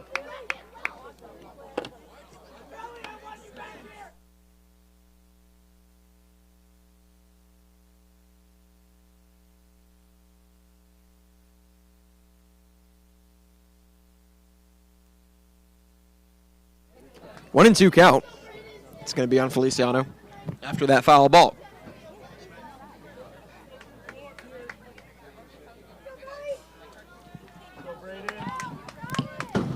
Sorry for any technical difficulties we're having. I'm not quite sure if you guys are able to see video right now, so in the meantime, it might be radio. The count is now 2-2.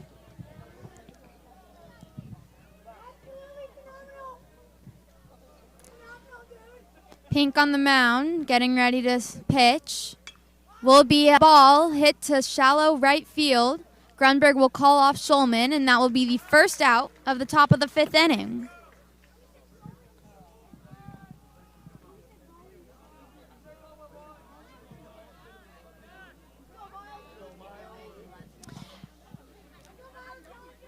This brings up Miles Callinger.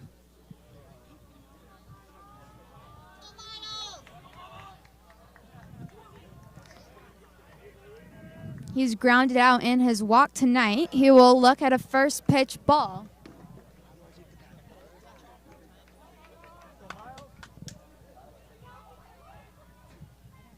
One and 0 count.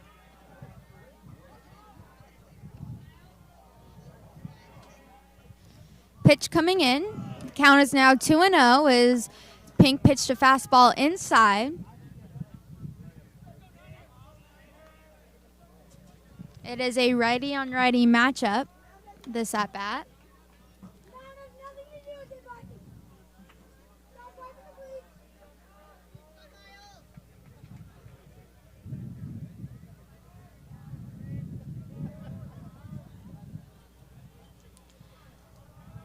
Pitch coming in will be a ball in the dirt, 3-0 count as Sonnenberg calls time and meets with Pink on the mound.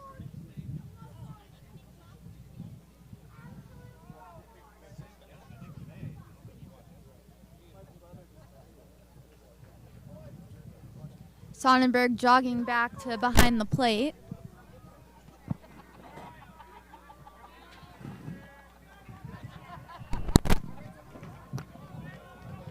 Three and 0 count. Pink is on the mound. Pitch is coming in, and it will be a strike, making the count 3-1. Batter wasn't going to swing at a 3-0 count if he didn't like the pitch, and he did not. Pitch is coming in again, and that will be a ball. 5-pitch walk for Miles Callinger. And this will bring up Will Mickelman.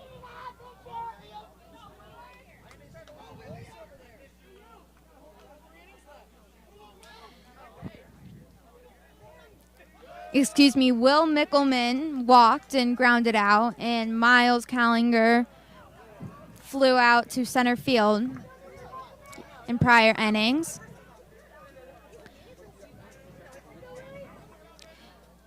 Mickelman will take ball 1. 1-0 count.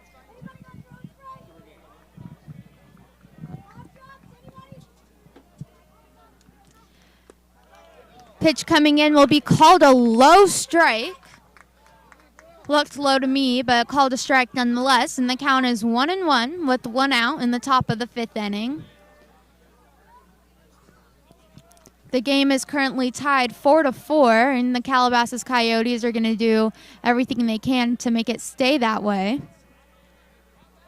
Pink will throw back to Jaffe at first base, but the runner will get back safely.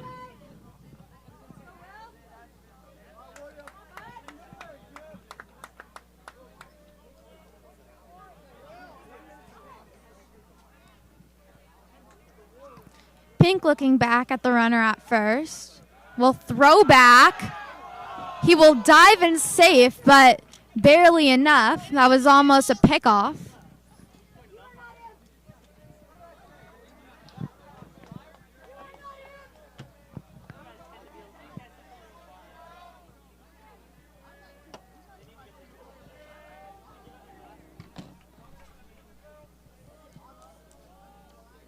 Pitch coming in.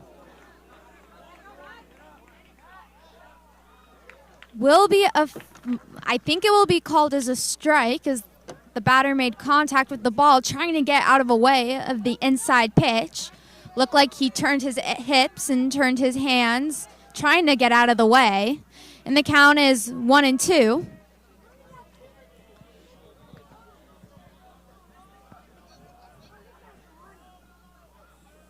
Pink will throw back to Jaffe at first base once again.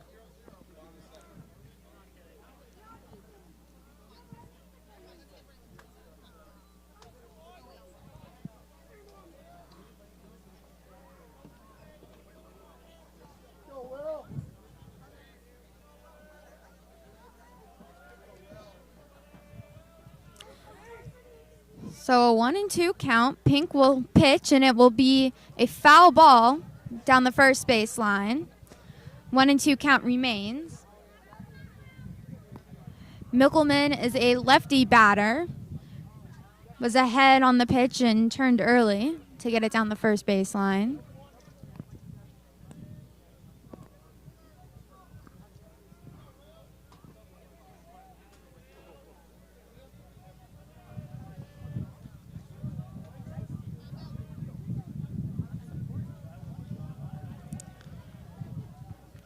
Pink once again throws to Jaffe at first base.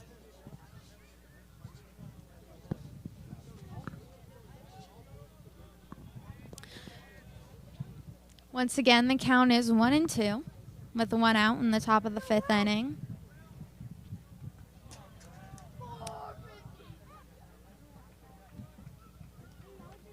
Good, and yourself?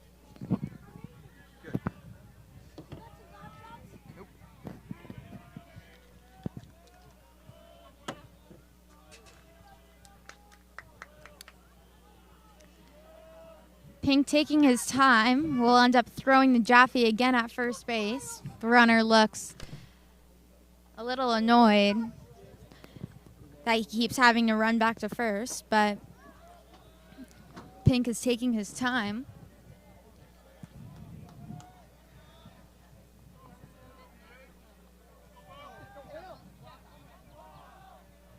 Pitch coming in will be a swing and a miss. And that will be a strikeout for Brandon Pink. 2 outs in the top of the 5th inning.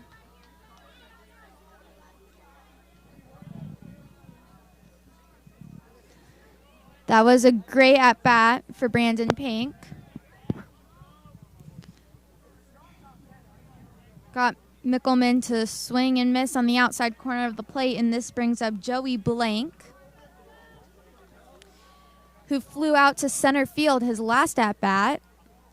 Will swing at the first pitch, will be a fly ball to left fielder Desi Gonzalez, and that will be the 3rd out of the top of the 5th inning. The game is tied 4-4, and we'll see you in the bottom of the 5th.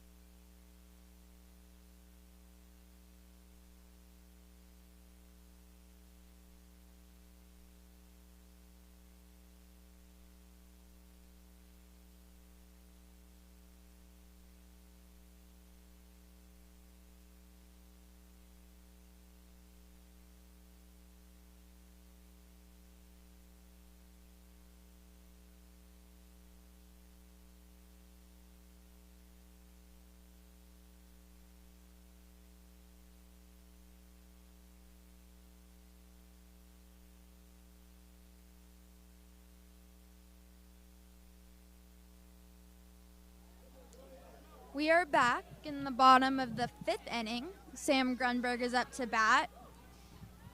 So far in this game, he has grounded out to shortstop and hit a pop fly to second base. The first pitch will be high to left field, way deep. A first pitch home run for Sam Grunberg.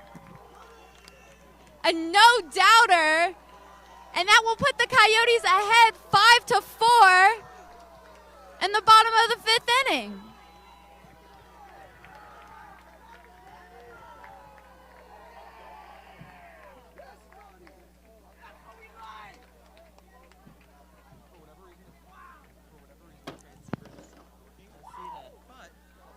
There was no doubt about that home run. Hard contact off the bat. Amazing hit by Sam Grunberg. And this brings up Treasel, who walked in his last at-bat.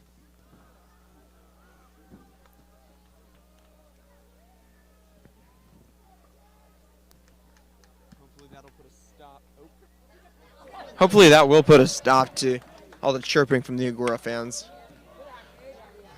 Fastball right down the middle. The Treasel fouls off to the right side. It was just a little late on that one.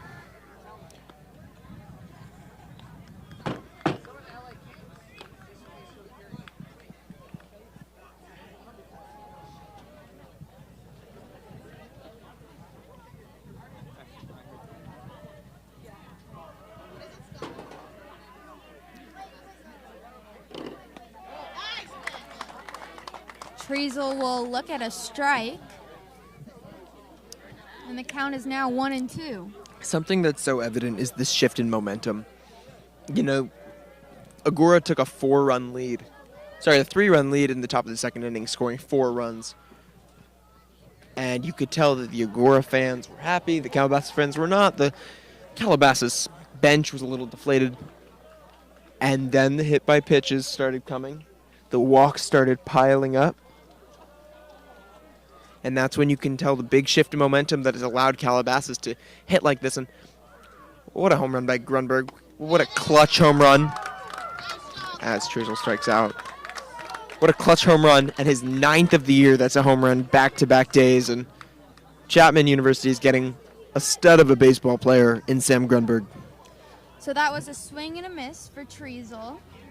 And he'll walk back towards the dugout as that's the first out of the bottom of the 5th inning. And this brings up Shulman, who flew out to right field in his first at-bat and then got hit by a pitch in the 3rd inning.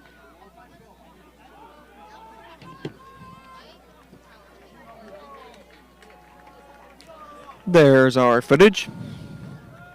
It was hiding. First pitch of the at-bat will be a swing and a miss for Shulman. 0-1 count. Good pitch there, and Shulman thought he had some in his swing. Just sunk a little bit, but 0-1. Only 0-1. Calabasas leading the game 5-4 in the bottom of the 5th inning. Second pitch of the at-bat. Shulman shows bunt and will foul it towards the dugout of Calabasas' dugout, and the count is 0-2. Shulman, in his 2 at-bats so far today, has hit a fly ball to right field and been hit by a pitch.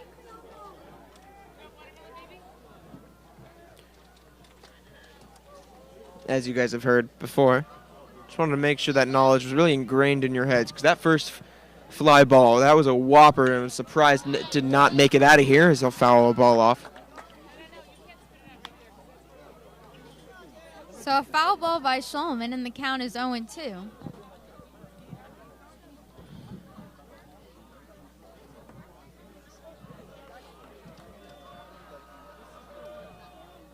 Pitcher on the mound. Pitch coming in will be a swing, high fly ball to center field. Will be caught for the 2nd out of the bottom of the 5th inning. And it ends up just being a fly out to center field. And now it's Desi Gonzalez. Gonzalez was walked and then hit by a pitch in the 3rd inning. Shulman and Gonzalez were hit back-to-back. In the 1st inning, Gonzalez stole 2nd and 3rd base. A lot of speedy guys on this team, a lot of steal threats.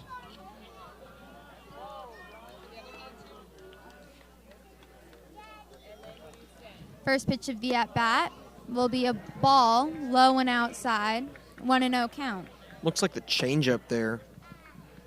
Just outside and a little bit low, and it's going to lead 1-0. 2 outs now at 5:35 p.m. on a Thursday evening. Second pitch of the at-bat will again be a ball, 2-0 count.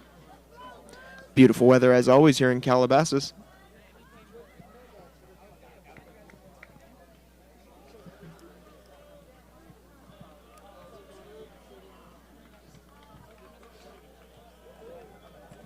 Pitch coming in, Gonzalez will show bunt and will pull back as the ball goes off the catcher's glove, 3-0 count.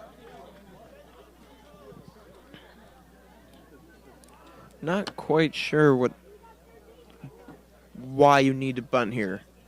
I don't quite understand that. But 3-0.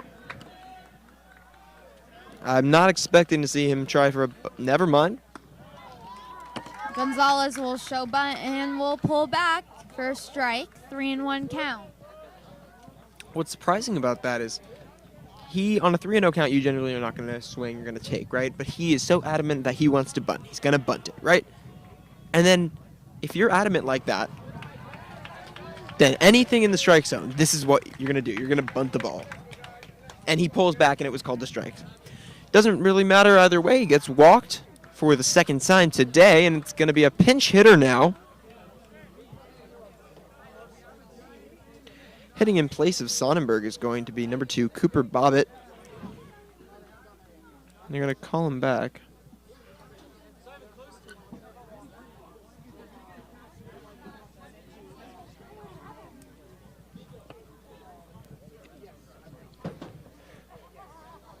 Laura and Abbey Real Estate is a proud sponsor of Calabasas Baseball.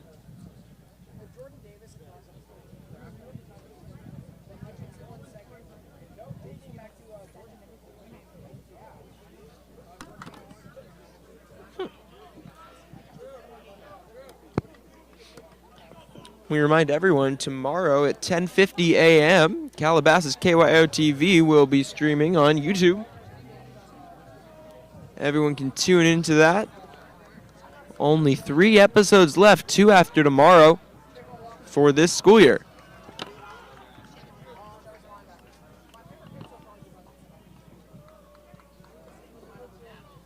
So Bobbitt at the plate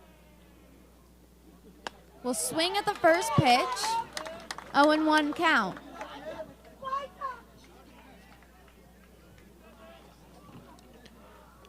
Unlike most players, Bobbitt, more traditional, doesn't use any batting gloves. Reminds you of, if I were to give an MLB comparison to Bobbitt, I would say Will Myers on the Padres. So Bobbitt will swing once again, and the catcher will throw down to first base, just try to pick off Gonzalez. Will dive in safe, and now the count is 0-2 against Bobbitt. What a game this has been so far, and only a 1-run game in the bottom of the 5th.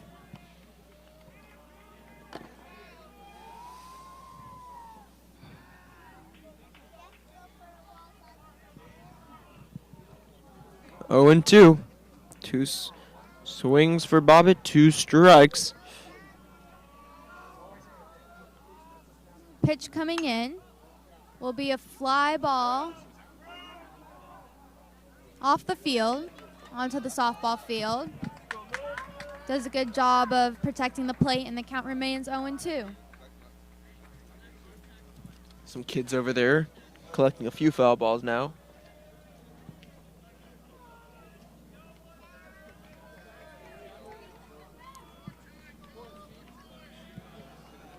Oh, and 2 count. Runner on first base is Gonzalez.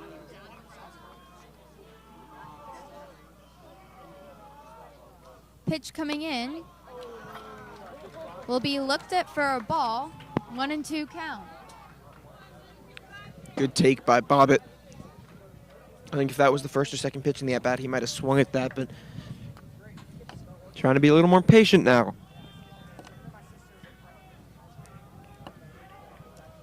Pitch coming in will be low and will be called a ball. 2-2 count with 2 outs in the bottom of the 5th inning. Haven't said this a lot tonight. That was a good call by the umpire. It was a little below the zone. Not being influenced by the Agoura fans, and it's going to be a 2-2 count.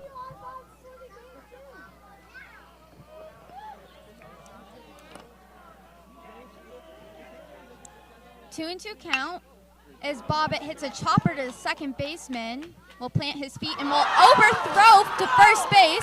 Gonzalez will head to third base and will round, but will stay at third. Bobbitt will stay at first base.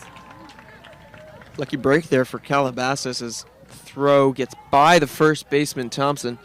And it's going to be runners at the corners now for number 32, true freshman Matthew Whitco. Whitco has walked and flown out in his 2 at-bats today. Hoping to drive some more insurance runs here for the Coyotes, as I think we're going to get a pinch runner now.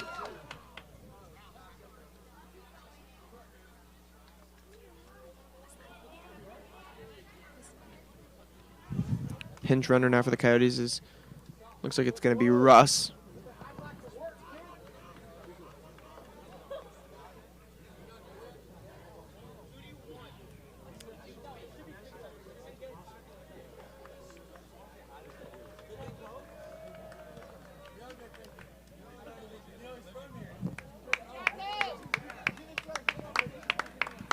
As the pitcher will be switched here now for the Chargers.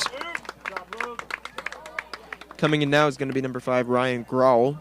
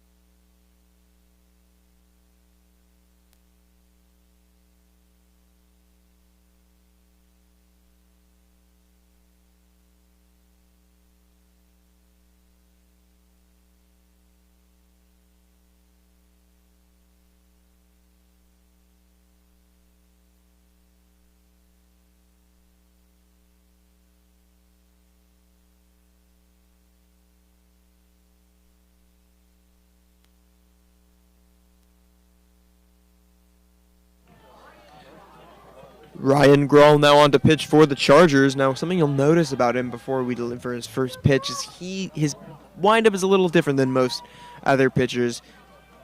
You'll see it in a second. You can kind of compare it to Adam Simber, reliever for the Toronto Blue Jays, long time with the, I believe it was the then Cleveland Indians, now Guardians.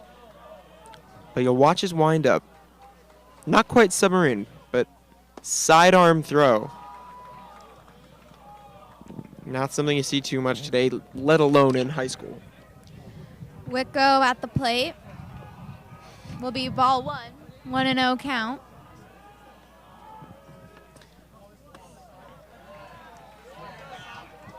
Ball 2-0 now. Had the same idea.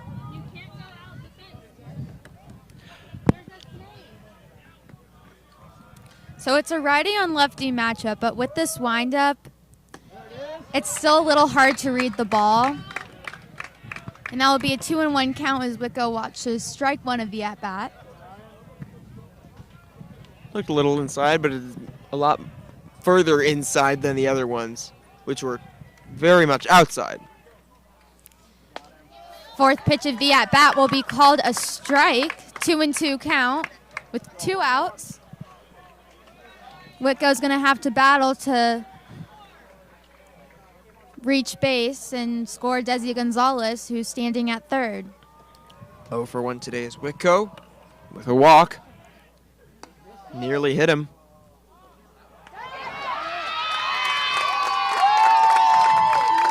So Wicco will watch ball 3, but Drew Russ will attempt to steal and will be thrown out at second base. And that will end the bottom of the 5th inning. What a disappointing way to end that inning. They brought in Russ because they knew he was a stolen base threat. They knew he was a better runner than Bobbitt, and Coach Court doesn't look happy with Russ, but out nonetheless. No other at the beginning of the inning, and it's going to be 5-4 heading into the top of the 6th inning of play.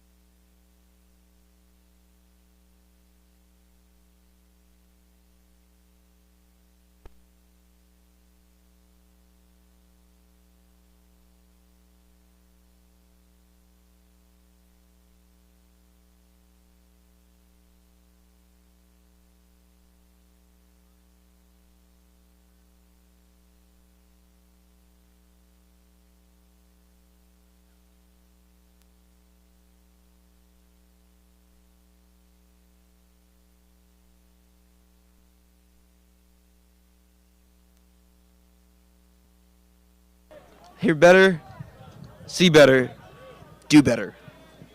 It's all our motto here at KYOTV.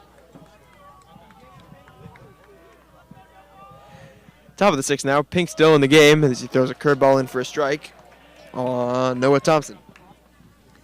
So 0-1 count.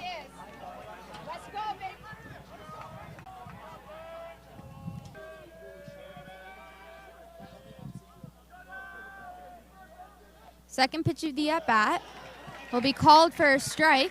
0-2 count. 2 good back-to-back pitches from Pink to Price.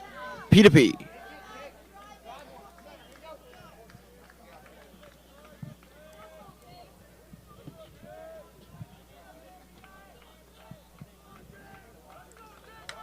He'll step off, just buy himself a little more time. Pink agreeing on a call. Pitch coming in will be low and outside. 1-2 count.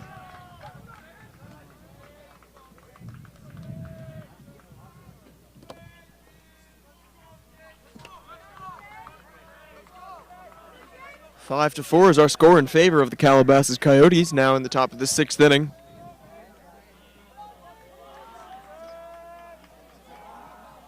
Pink will throw back to Jaffe at first base as the runner dives in safe. 1-2 count, still on Jake Price. I like his name. Me too. Reminds me of David Price. And yes, I know you're saying you like his name because your name is Jake.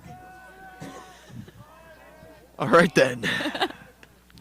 Pull a jump carry. All righty, then.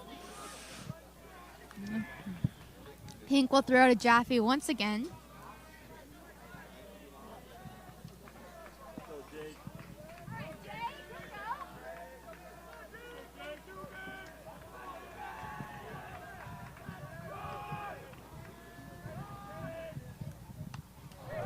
Pitch coming in is way inside, and Price swings to protect himself.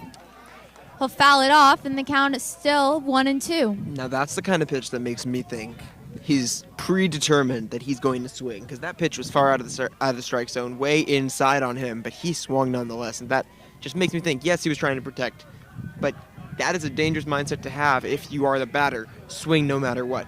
Pink might know that and go outside of the strike zone with this one.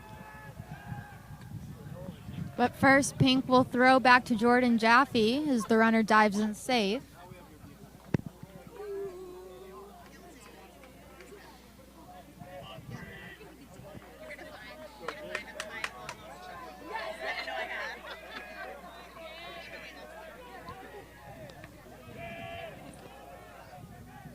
Pitch coming in will be swung at. A line drives to right field towards the line. Grunberg cannot get there on time, and he will throw to Castellon, who is his cutoff. Runners are now on first and second base. Certainly not what you want to see if you're the Coyotes. However, Grunberg did a good job making sure that the runner at second base didn't get anywhere past second. First and second. Hopefully Pink will get out of this. Believe the Coyotes have someone warming up, but not quite sure. Coach Thomas Cassidy will make a trip out to the mound.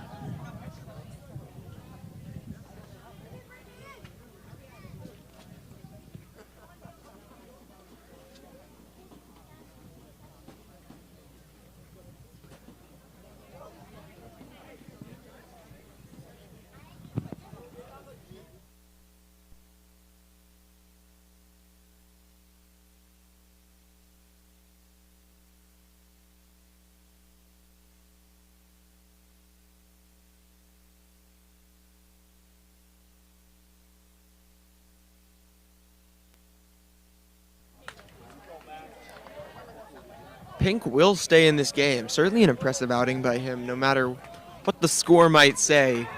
Going 5 innings, 5+ innings, and they're still leaving him out there. Just shows you the amount of trust they have in him. Pink is committed to attend Indiana University. Indiana University's getting a good one. This brings up Max Price, who also reminds me of David Price. Pink will throw back to Shulman at second base. Luckily, the ball wasn't thrown into center field. Exactly. Very close there, but Shulman able to keep that ball in the infield.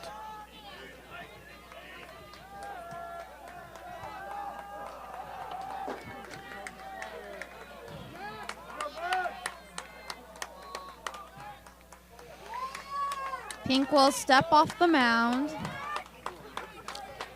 No matter who ends up winning this game, this is what you love to see if you're a baseball fan, if you're a high school baseball fan, if you're a student at either of these schools. These teams are competitive. These teams want to win. This is a good game. It's a really good game. I do have to agree with you, Jake. Regardless of the outcome, this is an excellent game to watch. Very competitive.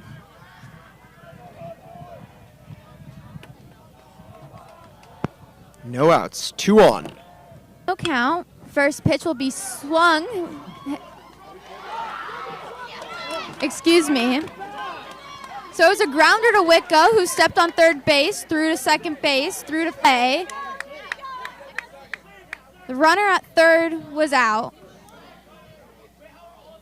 The runner at second is out, and the runner at first is safe. Had to be confirmed by the umpire.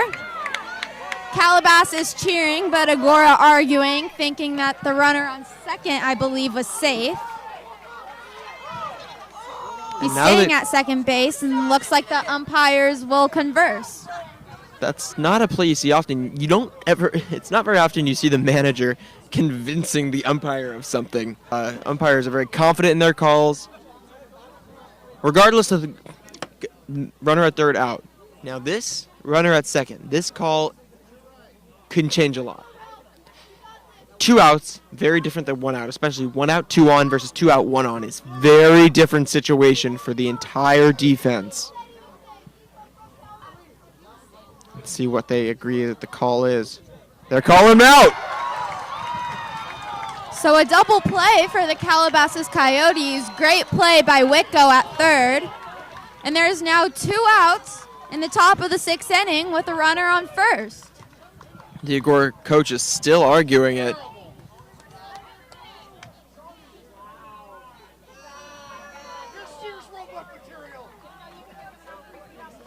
Max Price now standing at first base, looks a little frustrated. Perfect situation for the Coyotes. Yes, they didn't get the runner out at first, but that's okay. They're not worried about that. They're very happy that they got 2 out. The 2 lead runners out. Only 1 on, 2 outs. That gives them a little leeway to work with, right? Plays at first or second. 2 outs. Any kind of out works now, as opposed to if there's a runner on second. Some outs could advance the runner. Some outs could.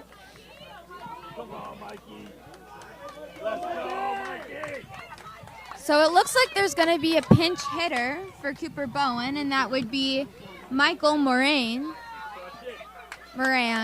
Not quite sure you pronounce it.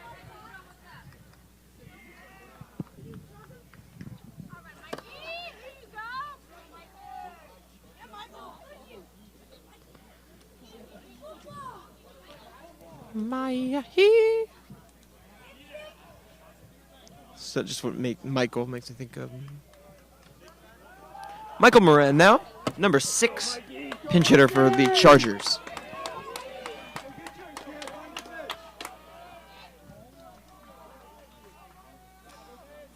First pitch coming in will be a ball. 1-0 count.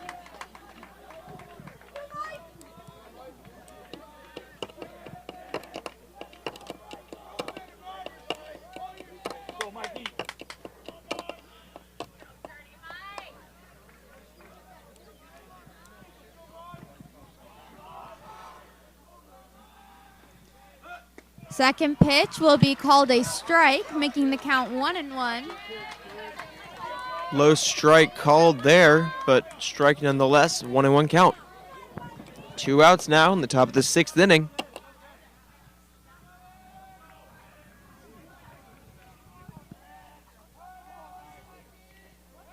Pink will throw back to Jaffe at first. Runner will stand on the base safe.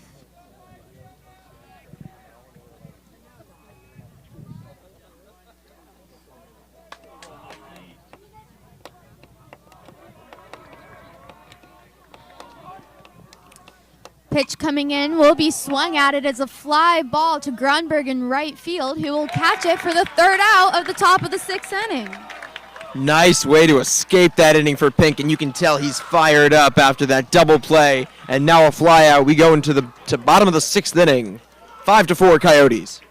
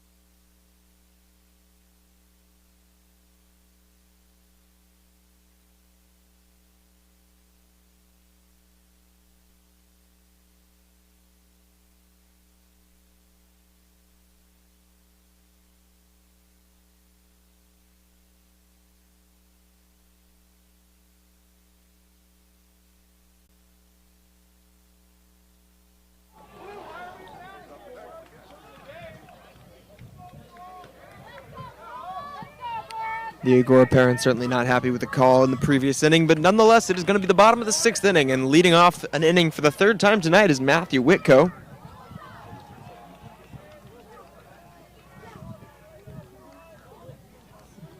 The last inning ended with Russ being thrown out at second base, so Whitco has another chance to get his at-bat as he watches ball 1. Whitco today, like we said earlier, 0 for 1 with a walk. 1-0. Second pitch of the at-bat will be called a strike. 1-1 count. Looked like it was over the middle of the plate, but with the sidearm throw, it feels more inside. Absolutely feels more inside. Mexican food sounds really good right now. You know what? I am craving some fajitas. So you went from barbecue to ice cream to Mexican food. If you couldn't tell, any food will suffice. Any food will suffice as Whitco hits a line drive back at the pitcher. It will ricochet to second base. Whitco will just be thrown out, but that was an amazing hit by Whitco. Amazing, great contact. You know, it was really solid contact, and it took an Agoura bounce. The ball favored Agoura on that play. It went straight to the second baseman, Feliciano, and certainly an unfortunate play for Whitco, but no one's hurt. I'm just glad the pitcher didn't get hurt on that one.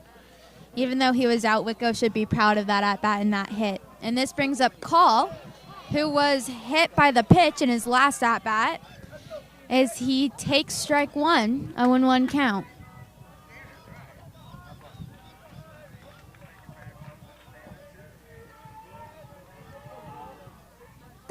Second pitch of the at-bat will be a ball, 1-1 count. Looked like a slider low and outside on that one. Still only 3 hits on the day for the Coyotes. Only 3 hits. Those hits coming by Castellon with one of them. Call with another. Make it Call with 2. So that will be a double for Call, but they will overthrow to short, and he will head to third base.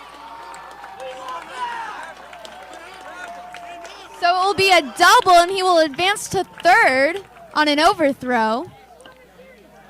He was going to be into second with a stand-up double, but gets to third. They're going to call that an error, actually, not a hit. And Castellon's goal now, drive that runner in.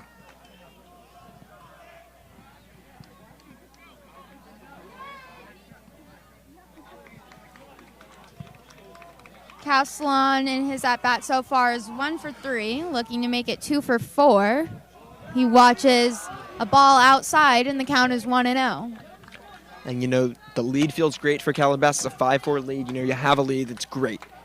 You feel a heck of a lot better if you can get a 6-4 lead. Sacrifice fly, sacrifice ground up, even a bunt is in play here.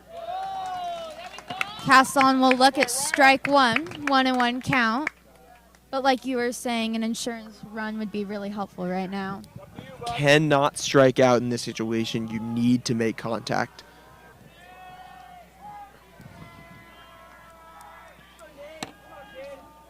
Pitch coming in. Will be called a strike on the outside corner of the plate. Now, I'll say right now that was not a strike. That was definitely outside. However, Castellon should know that this strike zone has been all over the place tonight. And in this situation, where he needs contact so bad, a walk does them no good. He needs contact. He should have been swinging at that one. 1-2 count. Will be 2-2 count as he looks at ball 2. It's a risky take there by Castellon. I'm glad it didn't hurt him, but he needs to be swinging here. Not wildly, but he needs contact. And he will make contact as he hits a chopper to the pitcher. He will be thrown out at first base, but Call will score.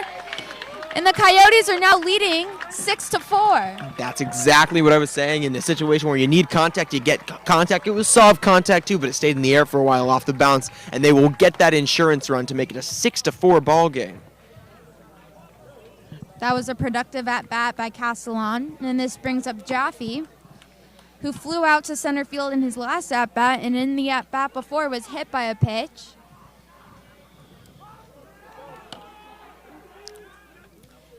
And he will be hit by another pitch. And another hit by pitch here. I believe that's 5 in the game that have hit the Coyotes. It's Jaffe's second hit by pitch, and I don't know why they would do that, because that just brings up a dangerous, dangerous man in Grunberg. They're going to bring in a pinch runner now for Jaffe. It's going to be number 21, Devin Gasway.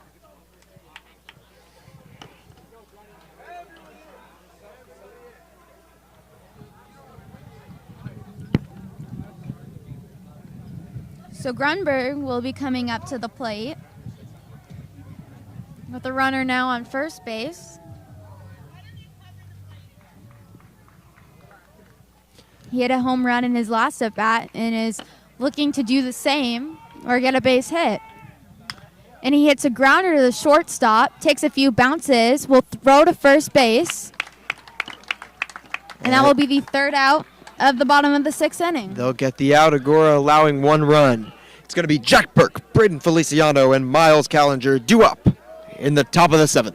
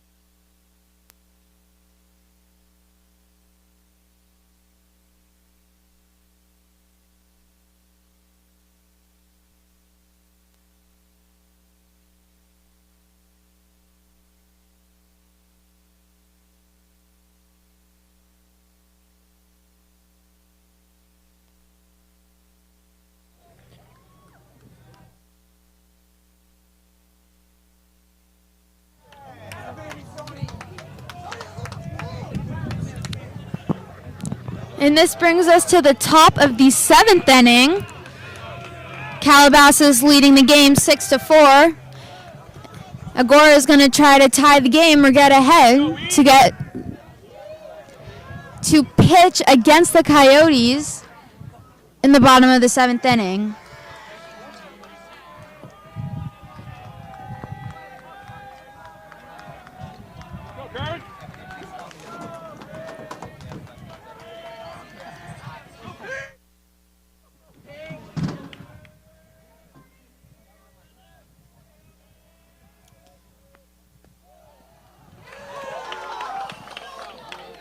So they decided to keep Pink in there.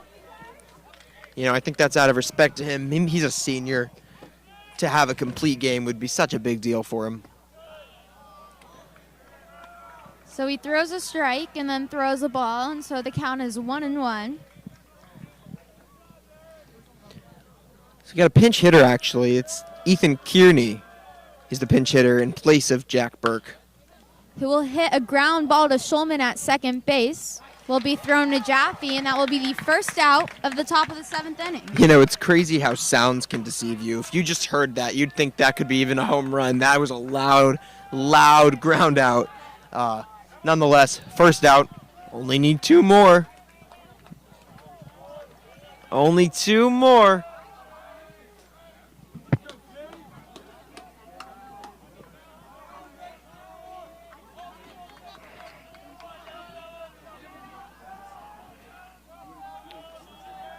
Feliciano now up for the Chargers. And Pink will pitch a first pitch strike, 0-1 count, as he jumps to get the ball thrown by Sonnenberg.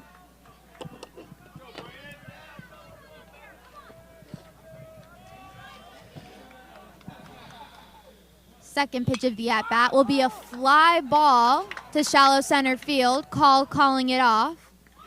And that will be the second out of the top of the 7th inning. Was the pun necessary? Calling it off. One more out needed for Pink. And what a celebration it will be if you see them get this final out.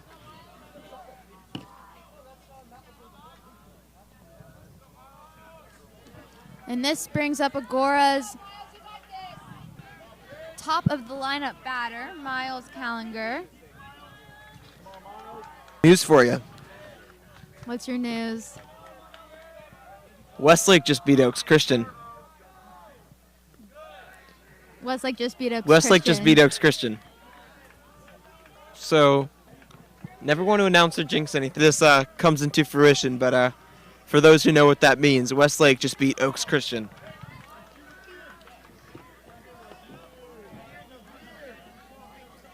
So Brandon Pink just pitched a low ball, making the count 1-0. Second pitch coming in will be a strike. The count is 1-1.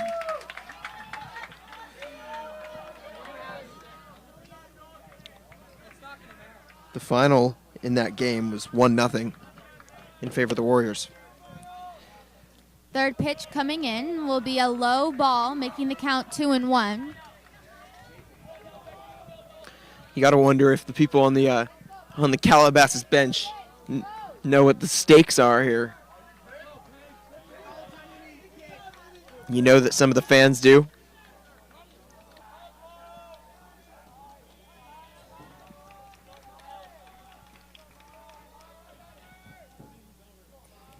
Pitch coming in. That will be the third ball, making the count 3-1. So 3 balls, 1 strike with 2 outs in the top of the 7th inning.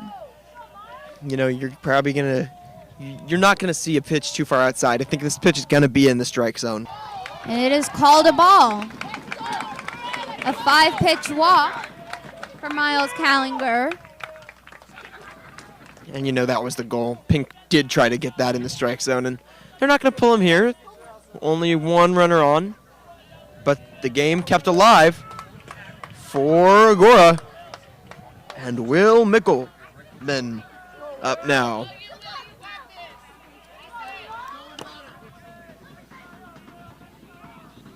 Mickelman struck out his last at-bat. Brandon Pink hoping to strike him out again.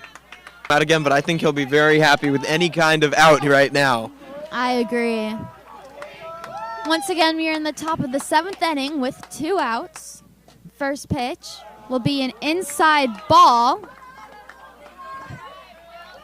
That's a close call to make. And it doesn't look that close to me. It looked like a strike.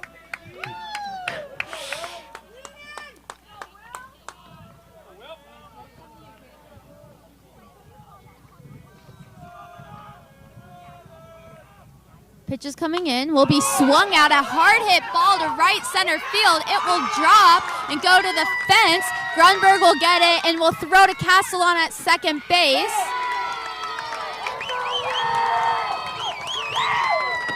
And Mickelman will reach second standing. Loud noise by the Agoura fans. Most of them are standing up right now. Runners are now on second and third base, and looks like there will be a pitching mound visit from Coach Cassidy. You know, this is an interesting situation. This is why you can't walk that runner. This is why that now that what a situation for Blank to be in right now. I mean, a lot of people dream about situations just like these.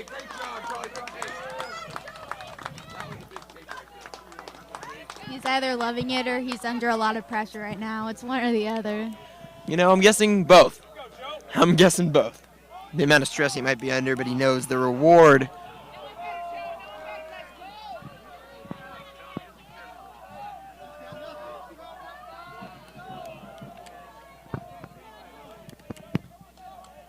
So a 2-1 count for Joey Blank right now. Pitch coming in as it gets silent, and that will be the third ball of the at-bat, making the count 3-1. You'll hear cheering from the Agoura fans.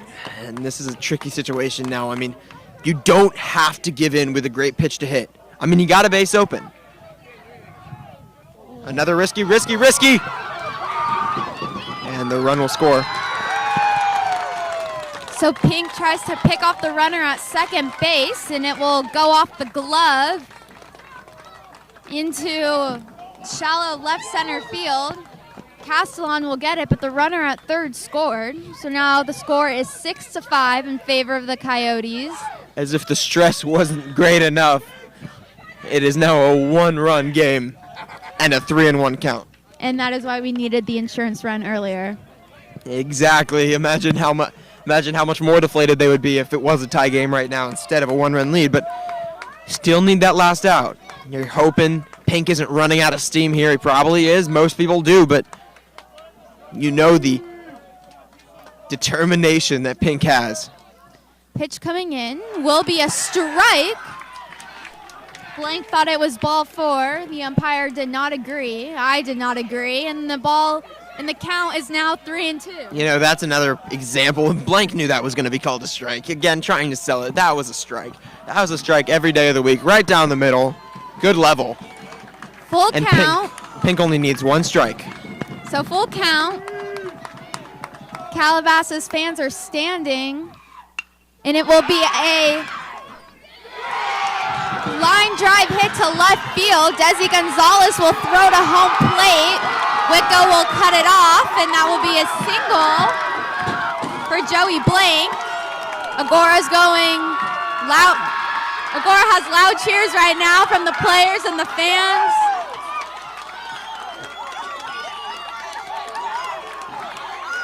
And Coach Cassidy is now coming out to the pitching mound. And this is where I'm guessing we will see a pitching change.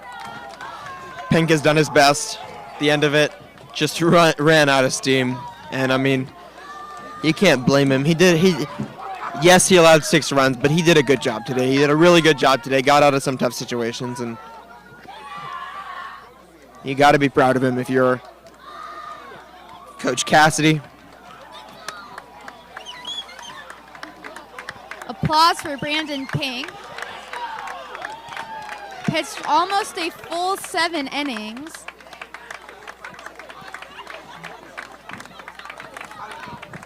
And the score is tied, but Brandon Pink had an amazing outing. It's got to be deflating. I know it's deflating to me. I know it's deflating to probably everyone here. But you know what? All this means is the 0-0 ball game. It's a brand new ball game now, and we'll still only need 1 out until we get into the bottom of the 7th. That's all you can really hope for right now. To get in the bottom of the 7th. Right now, there's only a runner on first. It's going to be Noah Thompson up for Agoura.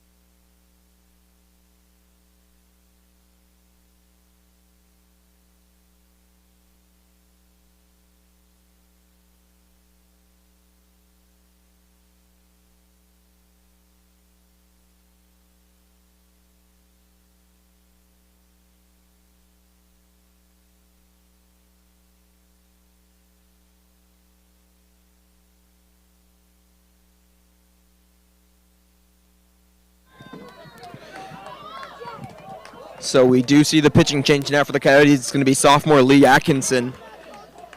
Lefty, southpaw coming up for the Calabasas Coyotes. And here's the situation. Runner at first. We got a power hitter in Thompson. So far today, he's 1 for 3 with a single.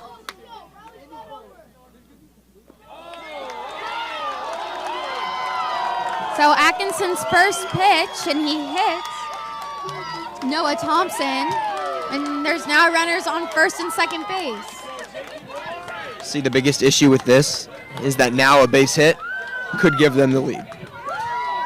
That's not what he's thinking, though. That's all Atkinson is going to be thinking is just getting out, no matter what way it is. Of course, a strikeout is safer, but man, what a game this is. What a game this is. But here's a situation now that Oaks Christian has lost to Westlake. If Agoura wins this game, there will be a tie, a 3-way tie in first place.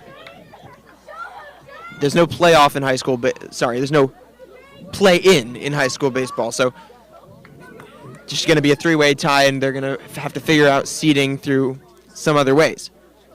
But if Calabasas wins, they will be in sole possession of first place, and they will win Marmonte League this year. If they win, and if not, it'll be a 3-way tie now that Oaks Christian has lost.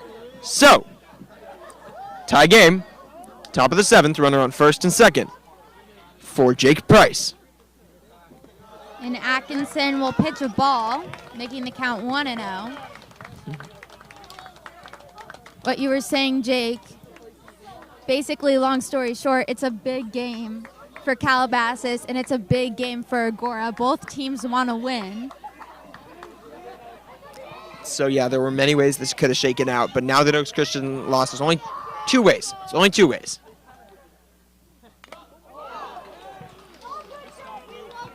That will be a swing and a foul tip. Looks like off of Sonnenberg's helmet or the umpire's mask. Not quite sure which. But nonetheless, the count is 1-1. Either way, Calabasas will be getting first place in the division. However,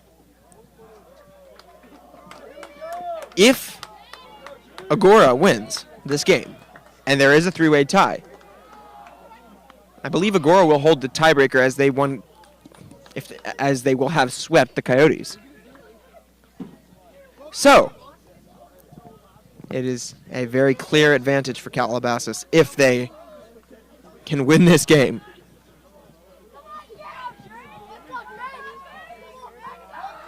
I think also this inning is just a reminder for the Coyotes and for Agoura and for just people in general that you can never be too comfortable with 2 outs.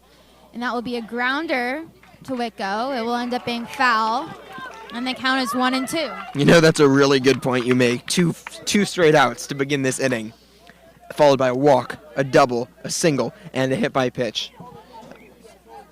You know, it also shows you the resilience of this Agoura team. And, you know, as a Calabasas fan, you're probably not going to like to see it, but I'm sure the Agoura coach, the Agoura parents are very proud of this team.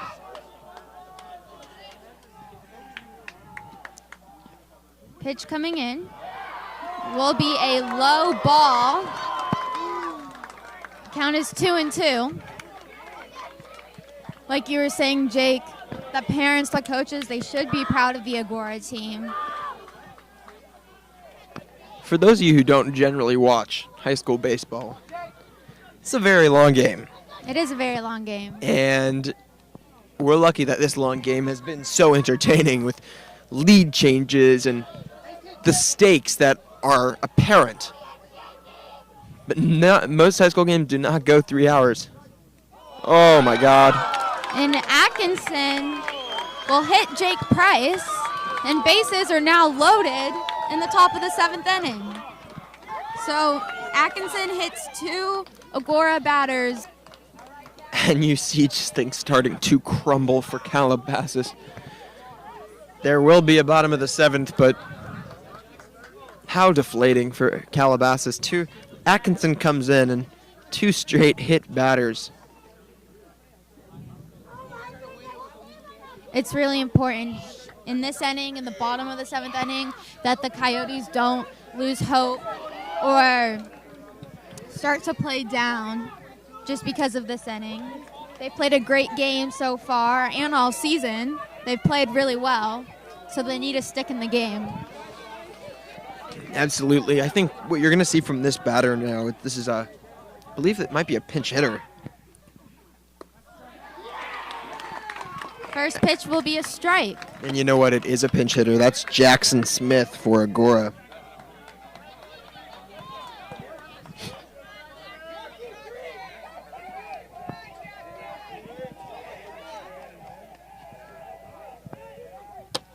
Pitch coming in will be a ball outside. 1-1 count.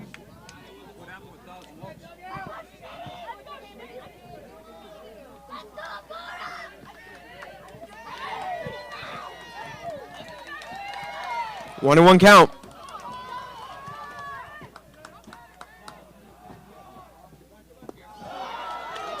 Third pitch of the at-bat is going to be a ball. 2-1 count. They know what a walk means in this situation. They can't afford to walk anyone, let alone a pinch hitter with bases loaded. And 2 out.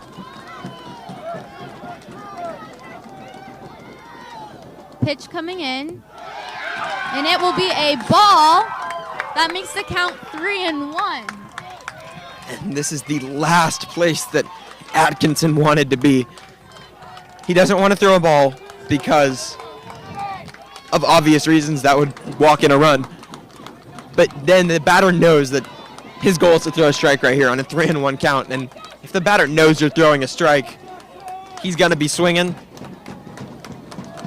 And you don't want him, you cannot afford to allow a hit here. He does not swing, but Atkinson does throw a strike, and the count is now full. 3-2 count with 2 outs. The runners on base will be running. Now that was one of the most puzzling pitches I've seen in this game. Not swinging in that situation. I don't understand why, but 3-2. And it is fouled back. You see that the runners are running on the pitch. And they will do that again as the count remains 3-2 with 2 outs. A big pitch here, a big moment in this game right now. Fans from Agoura and fans from Calabasas are all standing on their feet.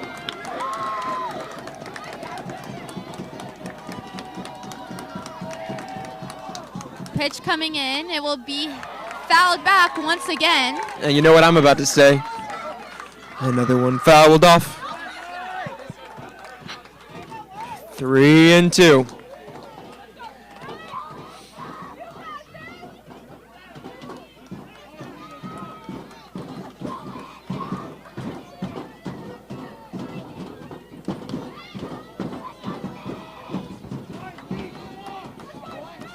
Agoura is stomping on the bleachers. Count is 3-2. Atkinson getting ready to throw the pitch. The pitch is coming in, and it will be a ball high and outside. And Atkinson will walk in a run as Joey Blink drags his foot across the plate.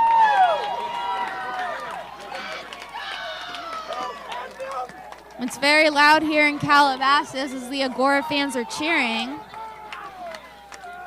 And the Calabasas pitching coach, Coach Cassidy, will once again come to the mound for a visit. I'm deprived of food. That's your thought in this moment? You know, I can't even begin to imagine how dejected this Calabasas team must be right now. And this game isn't over by any means, but to allow 3 runs with 2 outs, it almost makes me cry because how upsetting it's just like so upsetting for me, and I know how much upsetting it must be for them. I mean, I get upset when I when this would happen to me in MLB The Show, but for this to happen in real life to them. And the pitching change is going to be Jeffrey Warner now, and generally their closer.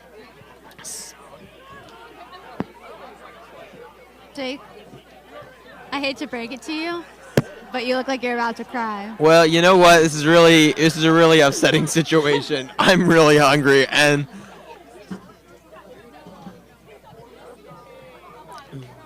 So you're hungry, I'm really hungry. and that's why you're upset. And one of the many reasons I'm upset, they had a 3-run lead. Sorry, they had a 2-run lead, and they've given up 3 runs, and it must be so upsetting.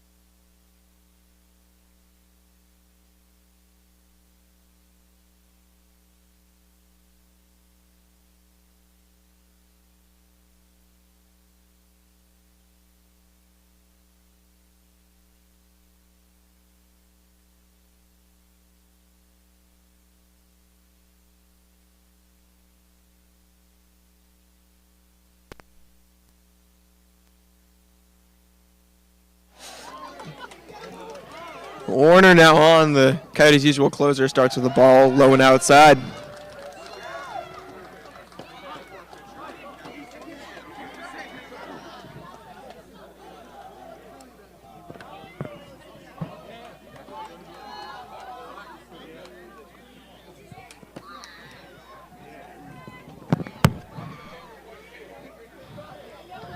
One and 0 now. 2-0.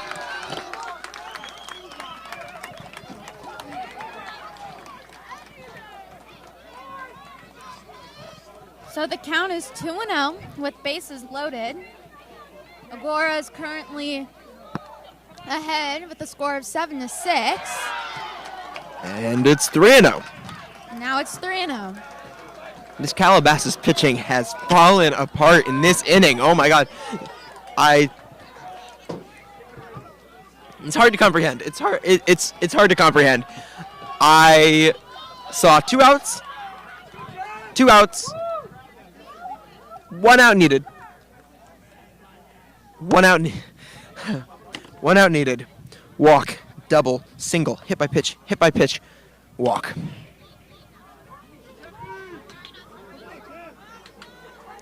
The Chargers have batted around with 2 outs in the top of the 7th inning, scoring 3 runs and taking the lead. And the pitch is a strike. You know, at this point, I would just throw a strike. Like, don't even care. Like, pitch a strike. If you keep walking batters, they keep scoring more runs. A ball is another run. And he will pitch a ball, which walks in another run. Warner not looking too happy with the outcome of this at bat. And Agoura is now winning 8-6. No matter what you're going to take away from this game is control needs to be worked on. if you are the Calabasas pitchers. Like I was saying earlier, so that's a strike, 0-1. But like I was saying earlier, or what I was going to say was that Agoura is ahead by 1 run. Now they're ahead by 2, and the same almost applies. I mean, you look at the last 4 hitters, no hits. No hits allowed in the last 4 hitters, but they all reached. And this will be a grounder to Shulman at second base. He will throw to Jaffe, and that will finally be the 3rd out of the top of the 7th inning. It's about time. Calabasas down 2, going to the bottom of the 7th.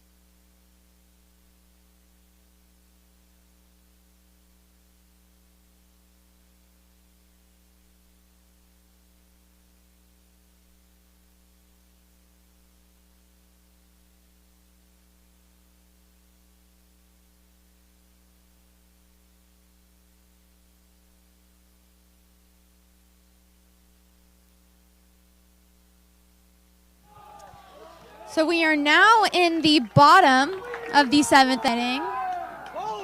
Treasel, as he...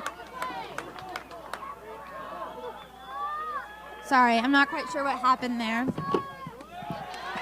But he will look at strike 1. 1-1 count. And, you know, for most of these Calabasas players, this is going to be the most high-intensity inning in their high school careers. Calabasas fans are right behind home plate. And that will be ball 2 against Treasel. 2-1 count.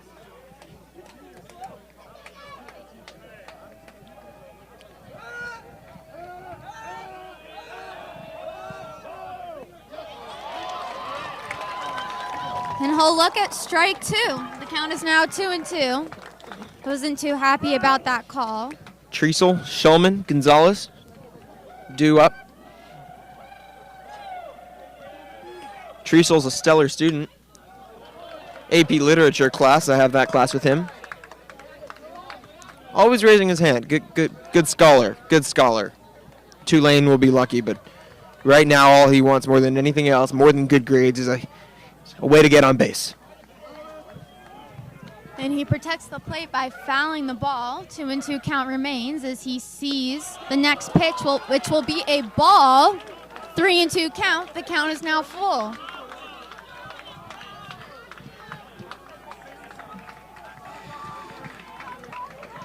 Full count. Big for the pitcher, big for the batter. And it will be a ground ball to the pitcher, who will run towards first base and throw an underhand. And that will be the first out of the bottom of the 7th inning. Right off the bat, I thought that was going right down the middle for a hit, but right back to the pitcher. Good reflexes by Grohl. And it'll be Shulman up. The junior in a big spot here.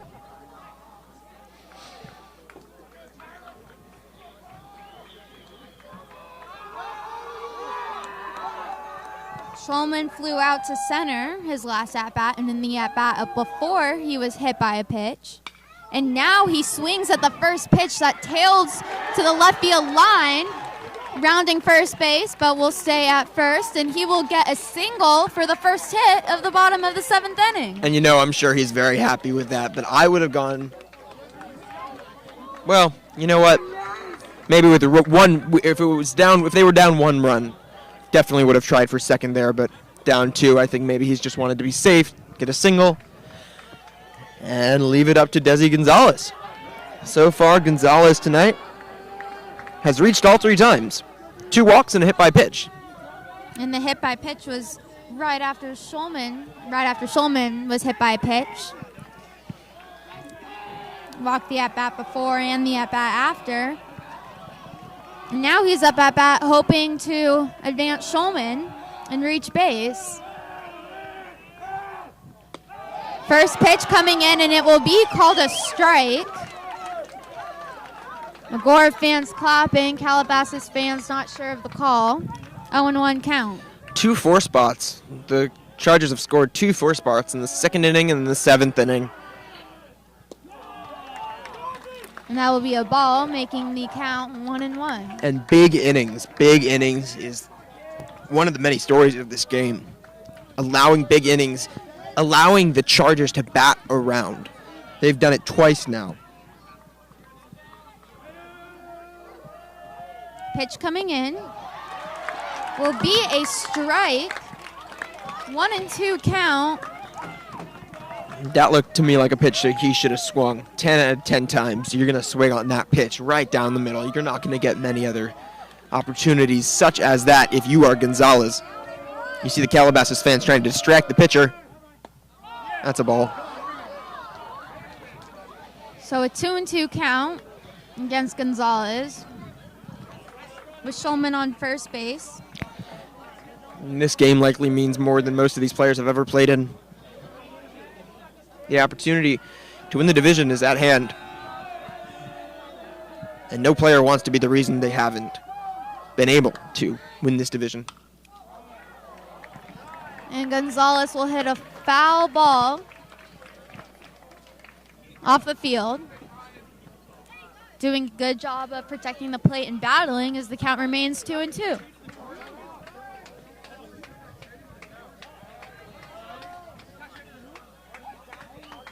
2-2.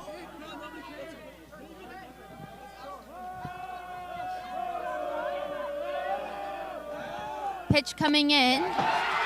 Desi will do a check swing, and that will be strike 3, the second out of the bottom of the 7th inning.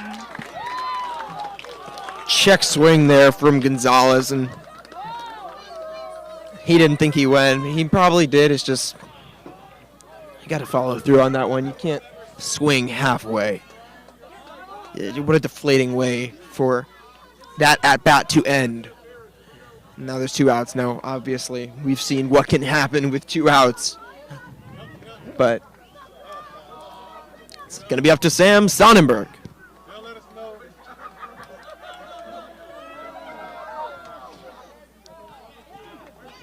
Sonnenberg grounded out to short and then struck out, so he's hoping to get a hit.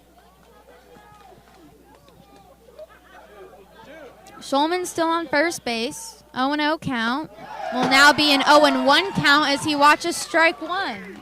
Sonnenberg does not want to be the reason this game ends. He does not want to be the last out, and I don't blame him. Naturally, you do not want to be the last out. But that's a pitch you have to swing on. It was right down the middle. And that pitch was outside. 1-1 count.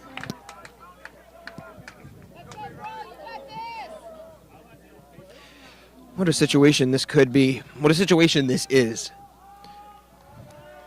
Fans, Calabasas and Agoura standing and taking out their phones as Sonnenberg watches ball 2. 2-1 count.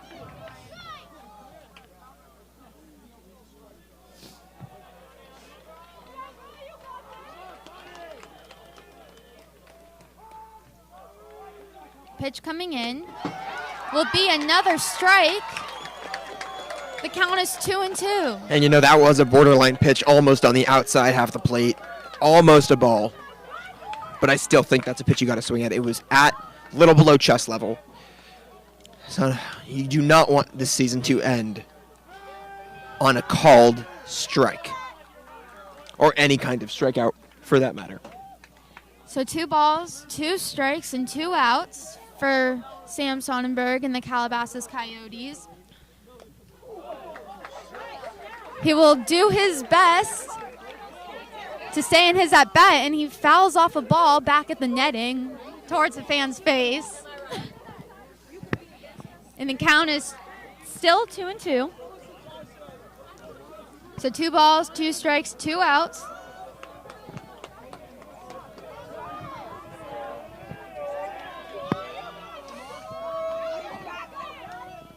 Pitch coming in will be a ball outside. The count is full, 3-2.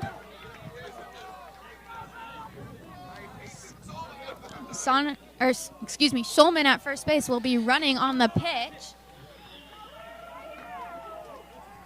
3-2 count.